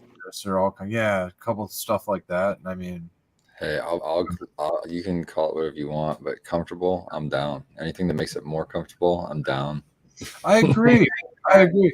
Well, honestly, man, that's why I keep upgrading my living styles. Like, we got a trailer recently. I got the truck and like all this other stuff because like when we go camping and stuff, we need more shit. Like, I like to be comfortable when we go. I bring a ton of shit. I spend a good solid hour and a half setting up, like rigging up. I have a whole bag for rigging. I got zip ties and fucking bungees and straps and ratchet, all kinds of shit, you know, just so I carry tarps. Like we could build a fucking fortress and we're good. Like if we get stuck out somewhere, we're good for a month. We just need food. We can go find that, you know? So shelter's the important thing. When the storms come, man, you need to fucking buckle. I got rebar stakes. You got to have a spot to put all that shit, pound all that shit in the ground. And I set up a circus tent. You know, the circus comes to town for a couple days and you can live comfortably like that. You Got a mallet that you can dig trenches to keep the water out of your tent. Mallet, your axe, you know, bunch of moving blankets in case something gets wet and you need some other shit. The one thing we always forget is towels. You know, we had some towels this time. Yeah, but you usually have like 60 different tapestries and make this Taj Mahal of fucking tapestries. Yesterday at the Harim event when it started pouring down, we had towel. tapestry as a towel Or a poncho. Are getting wet. Yeah, man, I enjoy the outdoors. I enjoy the barefoot. Yeah, whether it's grounding or whatever it is. Honestly, my shoes don't get dirty. Shoes are expensive, you know. Those They're sitting inside the tent while you're out there wook-footing under the moonlight. Of course they're They're still in the fucking box. That's why they last so many years, Red. You have to wear them every once in a while. You can't leave them in the box. Now, if we're downtown in the city and stuff like no that, shirt, there's no glass. shoes. I'm not No wearing red setter. Man, I'm wearing my tennies. I wear my shoes. You know, I have shoes for this stuff. I do wear shoes. You know, but we're on a field, man. We're in sand. It's a sand dune. It's a sand dune with crabgrass. Worst case scenario, you step on a a stick or something. Worst case scenario, you do step on glass, right? You have to be mindful. You have to pay attention. Walking in the dark is a risk. I try not to envision any glass or think about it, and just kind of get where I'm going and let the world take me there. Yeah, I think the earth would just point me in the right direction. Oof. I'm not doing it. I'm not doing it. Man. I hate dirty feet. I don't like anything in between my toes. I just cannot stand the feeling of anything on the bottom of my feet or I love so what do you do with it? She takes off her socks and there's saran wrap around her feet. Bubble wrap. No, I mean, I like socks. Socks make my feet feel really nice and clean. And then they get wet, and then they're wet on your nice feet, and it's just like, I'd rather. Why are they wet? I don't know. Well, when you're out in a field or walking man. in grass, walking in wet grass and with shoes, and then your shoes and socks get She's wet. already concerned. Look at that face. She's already concerned with just wet feet. Yeah, no, because I've got my Vans skate highs on. Oh yeah, those are getting soaked. Wet feet. Those are getting sloshy. They get heavy when they get soaked. Nah, I don't like them. Yeah, but they don't walk through the wet grass, man. Take the fucking the common path. Through wet grass. Wet grass because that's just because he's Bahan through the fucking. I'm camping. I'm supposed to walk in a direct straight line as the crow flies. Why would I do anything else? It's an economy of motion. I have to blaze my own trail in the wilderness. Of course. I mean, he just wants to throw the glow sticks in a straight line. He doesn't want to go through all this fucking, paths and shit. That's more glow sticks. The glow sticks stayed in the tent this time. I used it for our own visual lighting. Needed to see, of course. Sometimes it's a good thing to toss a glow stick or two in the porta-john. That helps.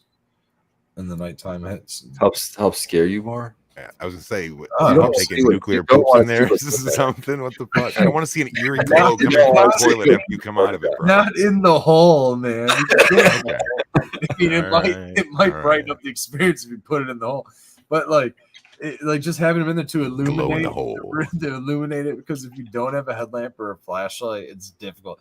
And if you have a handheld flashlight and you try to go into a porta-john, you're like, your phone, bro. You're trying to hold the flashlight under your chin. And then use the porta-john because you need both hands, or you could use one hand, but if you got a zipper and the whole thing, freestyle, red. So but like two hands is always. So you're holding the fucking flashlight, you're just hoping it doesn't fall in the toilet, Pissing all over yourself in the process, right? Yeah. Drop the flashlight in the toilet, see if it's water. How about this? Am I going fishing for it? How about you put the flashlight under your chin? Toasties, I'm talking about getting you get your shit out. You get your shit out, and then you put you grab the flashlight with one hand, then walk over the hole. Red, just buy a headlamp. I'm saying I got a headlamp. I'm saying too. I need a new headlamp. Actually, you gotta listen to me. Do you have the one that goes on the front of your hat, or do you have the elastic band one that actually has like 3 settings on it? Yeah, you need the white one. It has like an emergency one, and then I'm like, oh fuck. I hate that blinking with 2 buttons, and so you're like pushing the one and the other, and it's always on, and you're like, "Fuck, shut off!" Oh, why is it shutting off? Because you keep pushing. I thought it was on, but it's not. Drives me nuts, but man. On, off, on, off, on, off. Red blinky, on, off. It's probably why my battery's always fucking dead on that thing. Mm-hmm. I think that's the thing that blinks. It will. The battery lasts longer. Then if it's constant. So if you're in a situation where you're like stranded and you have to walk a mile, put it on blink, and that light lasts longer. But it's always in my grow room and not in my car. Exactly. Yeah, especially if you don't need to you're not walking in the woods or something. You're just on like a road. Even the blinky is probably a good one. A light would probably. You know what I have that's stupid red is one of those sharper image fucking flashlights that has like the crank on it. So no matter what, you never need batteries. Just throw that shit in the back of the truck. That way, if I'm ever fucked like that, just need endurance. Just give it a couple of cranks and hit the button. It'll come on for a minute. You can reconnoiter. Give it a couple of fucking cranks, and Are you guys prepared like all the time with your vehicle? Do you have like spare tires All and the time. jacks and All the time. blankets Yeah. and like, you know, I have a pillow on that. I have a pillow. I got you one better. I also have a pillow, a tent, and a sleeping bag. I have Wow. a hammock, I don't keep a fucking one of those things that helps you jumpstart the truck, those battery pack things that you can Yep. also use to like charge your phone, or you know, like if you're camping, you could use it to run a fan. Yeah. Look it up that way. I got a couple Jumper of cables. I have a Oh, yeah, little jumper bag, cables, yeah, Yeah, I got In jumping your cables. car? tools. Yeah, they're in my trunk. bag with a roll of toilet paper, ponchos, a Do flashlight. not have toilet paper. Ooh, Brad. I do have a couple ponchos back there too. Toilet paper. You need toilet paper, man. That'll You have change. tarp? We have moving blankets, and I'll usually have tarps. Yeah, I have tarps. I have these. I actually have table skirts because if I ever need to stay overnight anywhere, we can put them around the windows in the truck and close off all four sides. Table skirts work great for that. You know, they're like curtains, little short curtains, only about 2 feet tall, so they work really nice. I have a first aid kit and some other shit like that. Tons of bungees and straps, and I mean, now that I have the truck, and it's got, you know, tie down locations everywhere inside that thing, and if it has its own fifth wheel, I have a full size spare. My Focus, I don't have the shovel. has an actual. Oh, I got the e-tool, bro. The fucking Yeah, I need folding army entrenchment Yeah, tool. that's what That I shit's need. up under the seat. Do you carry an actual If you 2-ton talked about it, I in want your it. car? Yeah. My Well, I Focus got a has to tool carry an bag. actual 2-ton jack because the bottle jack that came with it Would go through the rocker panels that were all rusted out. No, somebody broke it. Somebody asked to borrow it, and they didn't know to put the e-brake on their car, so they rolled off the jack and bent it. Oh, and fuck. Gave me back a. That could have bent been deadly jack. for somebody.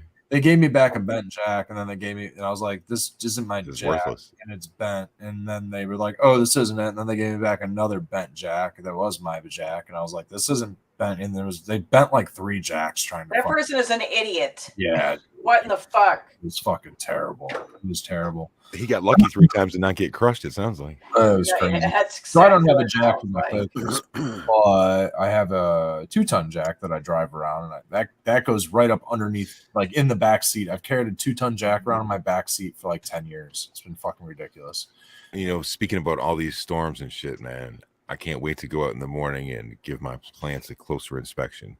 It seemed like looking out the window that everything is still, you know, rocking and rolling. I doesn't see anything knocked over or broken or anything, but a little bit of early stress training in the flower period is a good thing for these plants, I think. That's what I was saying, man. Aside from some potential powdery mildew because of the late evening rain and continues to stay wet, you know. I want to know if Painted Ladies, fucking ladies outside, survived everything, or if anybody got tipped over. We were both out there, like, because, you know, I just haven't been too diligent about getting out there with fucking steaks and everything, and, you know. So many steaks. Oh, sorry, baby. I don't have anything staked down yet at all. Oh, but you're in pots. Yeah, that's a totally different. No, I'm not.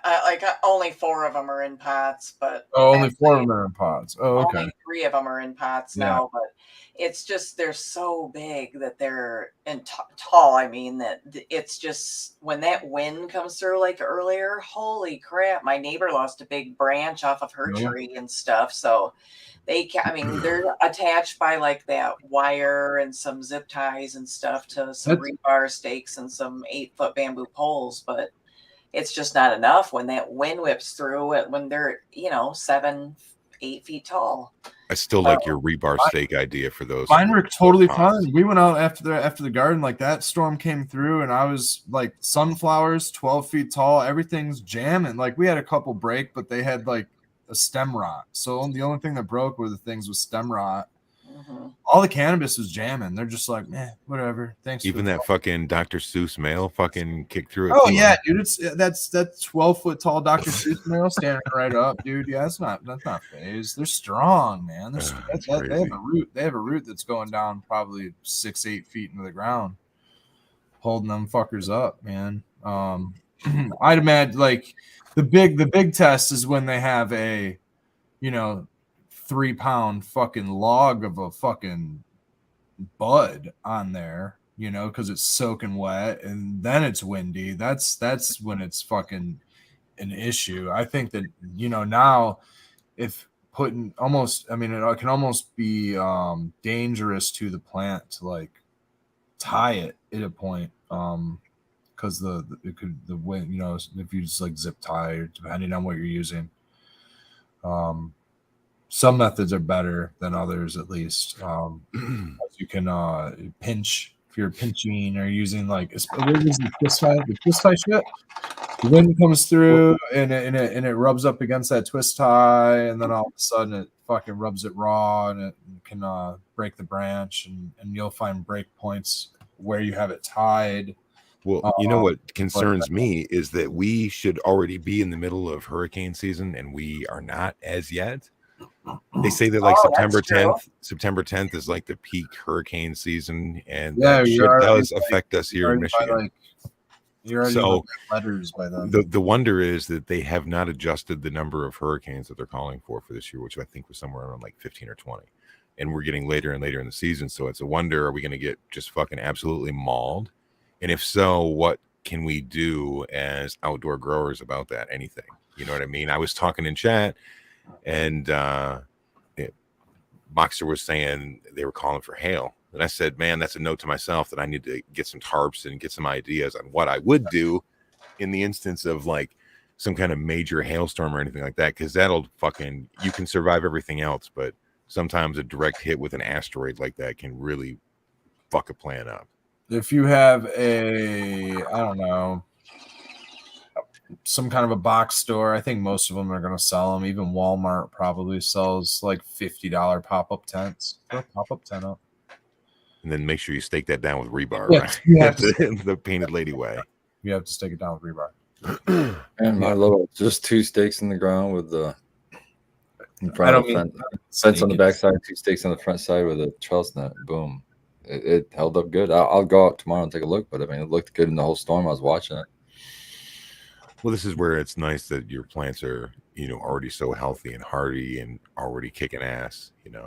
Timing on this one is everything. Well, I also had out there that GG4 I put out in August. That would be the one you would worry about too. If it was super windy or anything. It's just sitting in a pot, and there's no trellis, no nothing on it, and it's still standing out there too.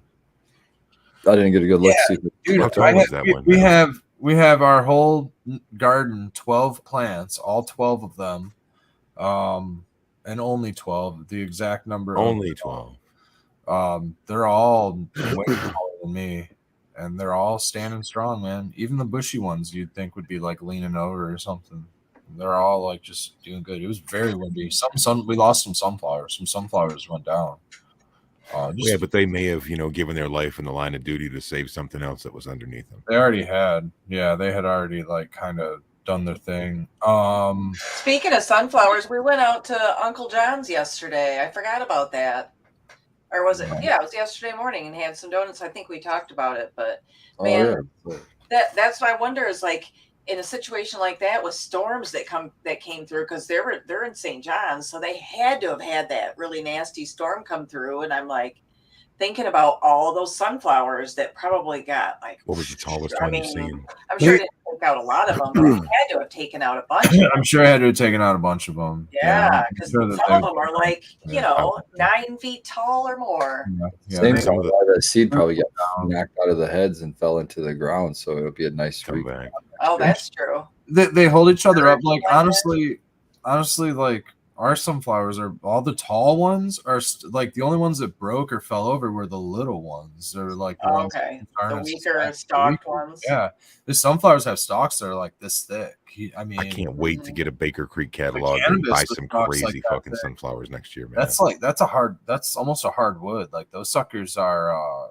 They don't break that easy. Like a bird lands on your branch and a branch breaks. That yes, they are brittle sometimes. They break. The wind though, they just have the flow with the wind, and they just kind of like go, and they can break, But Red looks like he was hula hooping, didn't he? They're good and young. They're nice and pliable and mobile, especially if they're healthy. Your plants are good and healthy.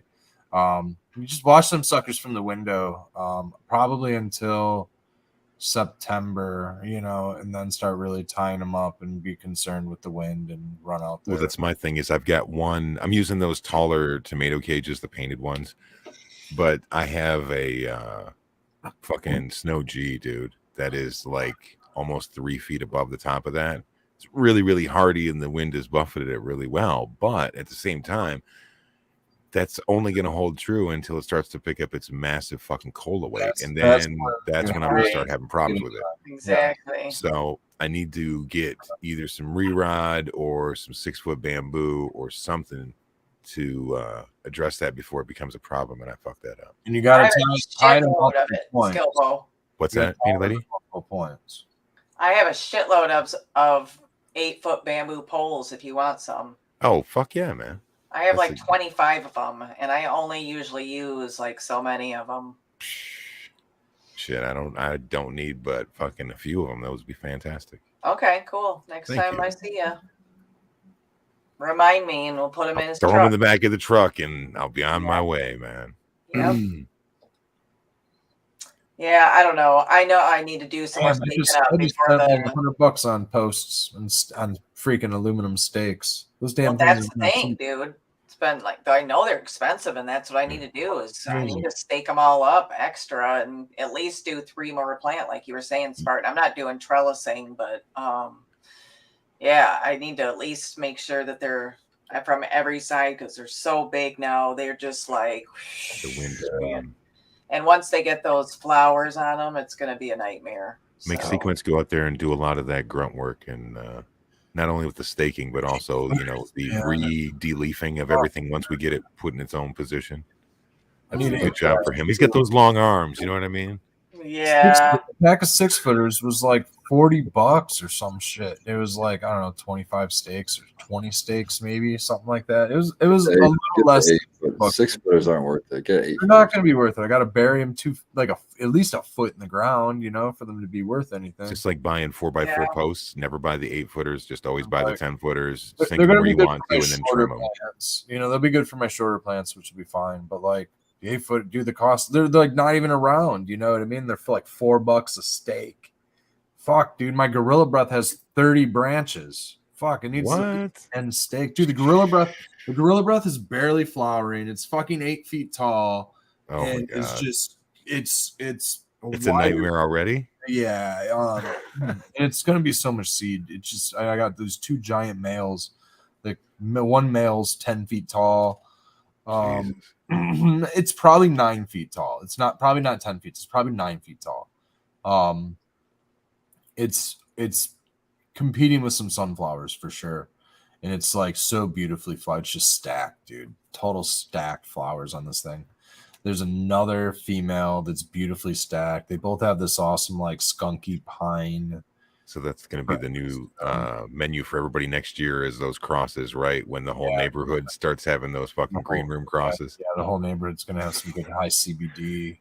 They're like, what the fuck is up with this weed, man? It doesn't even get me stoned. This is like fucking bullshit, I'm surrounded by bush, man. It's not leaving the yard. It might a little bit might leave the yard, but it's not going to be that bad. It's just 2 plants. Boxer wants to know what cultivars we are growing outside. I am running all 2020 Mendocino gear. So I have Humboldt Afghani, Something Good, Smell of Success, Snow G, Girl Crush F2, Whiskey Zulu, and Nose Candy, and some different phenos on that to make my 12.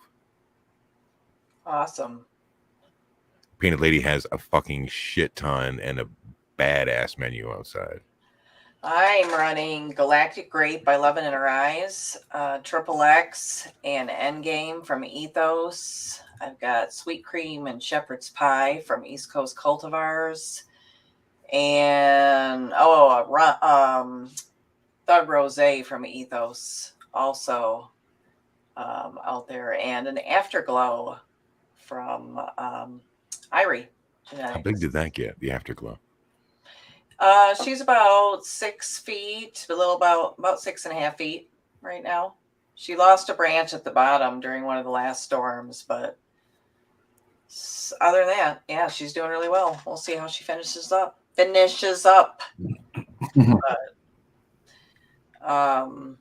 Anything grows. What profile do I go for when I pick seeds? I love gas and fruit, and like anything citrusy or lime or lemony. I mean, oranges. I do like the afterglow. I do really like. It's clementine and rise. But for the most part, I love gas. Like I love cherry Garcia. I love grape diamonds from Ethos. I love Durban Poison is my all-time favorite. But yeah, anything sativa, I want to get shit done. I want to get it done now, and I want to feel like, let's go. I'm with you on Durban. I love that Durban. Ever since I got it from Winewood, man, I really like that too. Yep, that's my favorite. I mean, indicas just, man, I don't really need them. At the end of the day, I'm tired as it is. So, and I just, it depends on if, I mean, I need it for back pain or whatever. Sometimes you need it, but as far as relaxing and stuff, man, I'm already there. I'm already ready to go to bed. And live. All right, fellas, have a good night. Yeah. That's it, man. That's how it's going to go down. See, I've got Spark. What do you got? I got the little GG4 going, and then I got that mystery plant. What the fuck that is? I had 3 plants pop up in my raised bed, and one ended up being a female. And I transplanted it, put it in the fucking yard, Man, and it's looking great though. It's looking fucking. I actually took a video. I'll have to do a reel or something with it, and I still don't know what the fuck it is though. No stem rub yet? No, it's got fucking this budding already. It's got fucking frost on it and shit. And it's just kind of skunky smelling right now. I don't know what the fuck it is. Okay. So then on the outdoor spot that me and Baked are doing, we got all kinds of shit out there. We got New York Sour Diesel. We have Purple Punch 3.0. We have Cobra Milk. Pretty much all the shit that I have was out there, like Cobra Milk and GG4 and Donnie Burger and Bliss Bud and Snow Cane, version 1 and version 2. And Mac 1 is out there. So yeah, pretty much my whole library is out there. Limelight, I think we got out there too. Have you flowered that one out before indoors? It's hanging. I'm trimming it right now. I've got some right here. What's your impression of that? Well, the first time I loved it the first time, and it was really limey and gas. It was lime and gas, but it didn't clone for me, so I popped another seed. And this one, it might still be too early because I'm literally just now trimming it. But it's I don't get any lime at all, like no lime. So maybe the lime comes out in the cure. Yeah, maybe before the other one, it smelled like lime. So it's just like the pheno thing. I just got to hunt it and find it again, I guess. I think I have a hair. I think I have a splinter that is a dog hair. Look at this shit. Yeah, that happens a lot. It hurts like hell too. Yeah, dude. See that shit on my finger? I thought it was a cut. It's a fucking splinter. Where am I at? Right there. That looks a dirty fingernail. Sorry, guys. That little thing right there. That looks like a cut. It's a fucking splinter. Need some of that draw it's have, bro. Dude, I got a little pocket knife. I'll get it. For me, it's usually in my feet. Like I'll walk on it in the house or something. And yeah. That look like that flesh-eating bacteria, Red. Oh yeah, from the garden, being in the Wookfoot. The Wookfoot has let us down again. He's got to walk on his hands though to develop those same capabilities, though.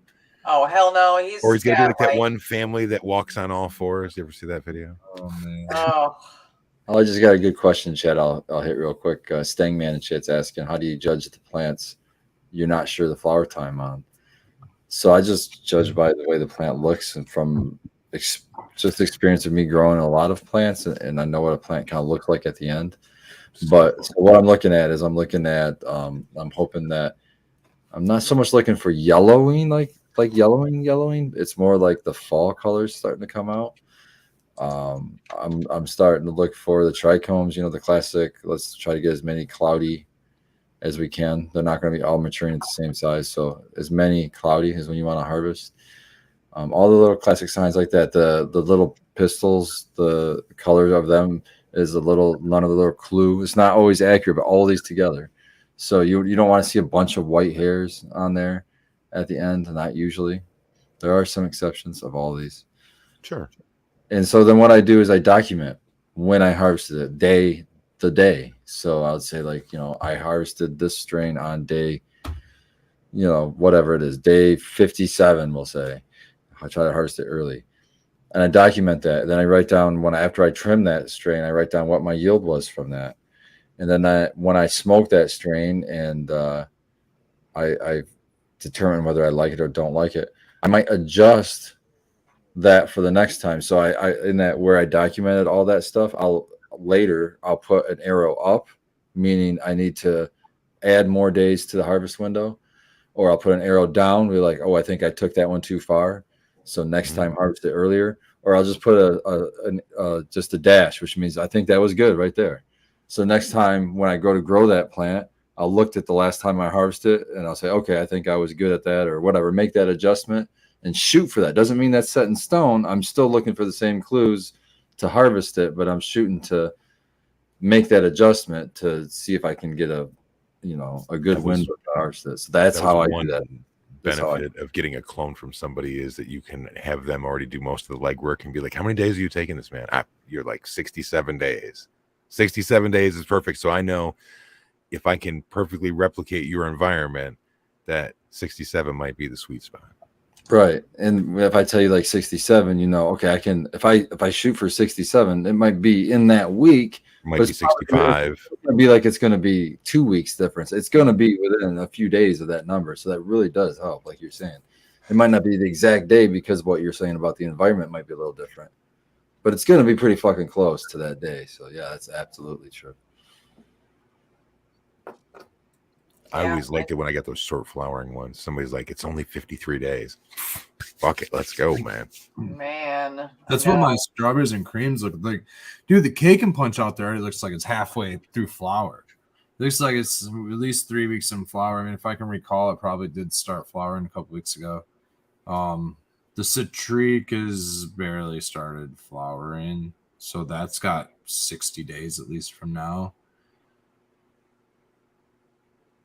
Should I start in the corner? Start in the corner. Gorilla Breath, that's the big one. Flow, getting big. It's also pretty big, but Gorilla Breath's kind of shading it. So, wish it was bigger. Same with Lemon Dozy on the other side of the flow is shading it. So the flow could definitely be bigger, but it's got 2 giant plants on either side of it. So Lemon Dozy.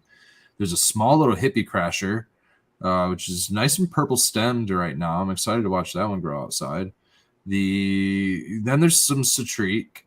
What's that? Is that like 4 or 5? There's strawberries and cream is out there. There's a rainbow driver, grape jelly. I said the cake and punch. There's a Death Star, and then there's the hemp males in that. What is it called? Volunteer. The beautiful volunteer that I did in top that is at least a foot taller than me right now, and it's still not really flowering at all yet. I mean, it's starting to flower. It's actually starting to flower nicely. It's starting to stack at least. Yeah, dude, really, really nice garden right now. The males are crushing it. They're all starting to open up, and they'll flower throughout the season, which is kind of cool. I like watching males. Males are super cool. Everything has buds in my garden now. I had a bunch of males. Finally. Jesus, I've been waiting. I'm like, God damn it. The only one I want to finish up, Galactic Grape, was the last one to start flowering. Starting to smell a little bit out there. Do you know how many days to flower that one yet? How what? How long? Have you flowered that indoors first? No. Mm-hmm. Okay. No, I definitely would have taken a clone if I was taking clones anymore, but right. I'm just not. So, yeah, it was a beautiful plant. We'll find out how long it takes to flower it. Think about it. Even if it's 8 weeks, I mean, you're talking the next 2 months. It's not terrible. Well, you could probably still get to harvest. Let's hope. Even if you take October, in October, beginning November, you can do that. I think. Yeah, I think weather will hold for sure. That's not. I mean, I'm just saying, don't be discouraged. That's kind of, you're still not looking bad. You're not looking bad yet. When it starts pushing you the end of November, that's when I start getting fucking a little nervous. Yeah. My harvest window every year is after Halloween. I usually harvest after Halloween. Usually it's like, I'm not talking about it publicly. I probably shouldn't talk about it publicly. We are 2 minutes from the end of the show. I'll save you, Red. I want to thank everybody for hanging out with us this evening. If you didn't do it already, please give the show a thumbs up. And yeah, man, it's been a good one. Now pass it back over to Pan Lady to save us. The poll, appropriately rated, got 60% of the vote. Overrated 29%, underrated 10%. I don't know how you could underrate the Beatles. Yeah, for sure. I mean, I don't know. I can't do them. Not my fave, but I need an essay on how they're underrated. That seems hard. What is this? Underrated, overrated? We should have Spartan sing us out with some Disney tunes before we leave, and yeah, fucking glide up out of here, man. Under the sea. sing us out with some. Darn Let it. it go. Let it go. Come on. I don't know where to go on. I don't know that one. That's too big. New world. A new fantastic point of view. Nowhere to let us go. Where to go. Or say we're only dreaming. A whole new world. I don't know it, man. I know a little bit of it. I don't know it, man, after he nails it.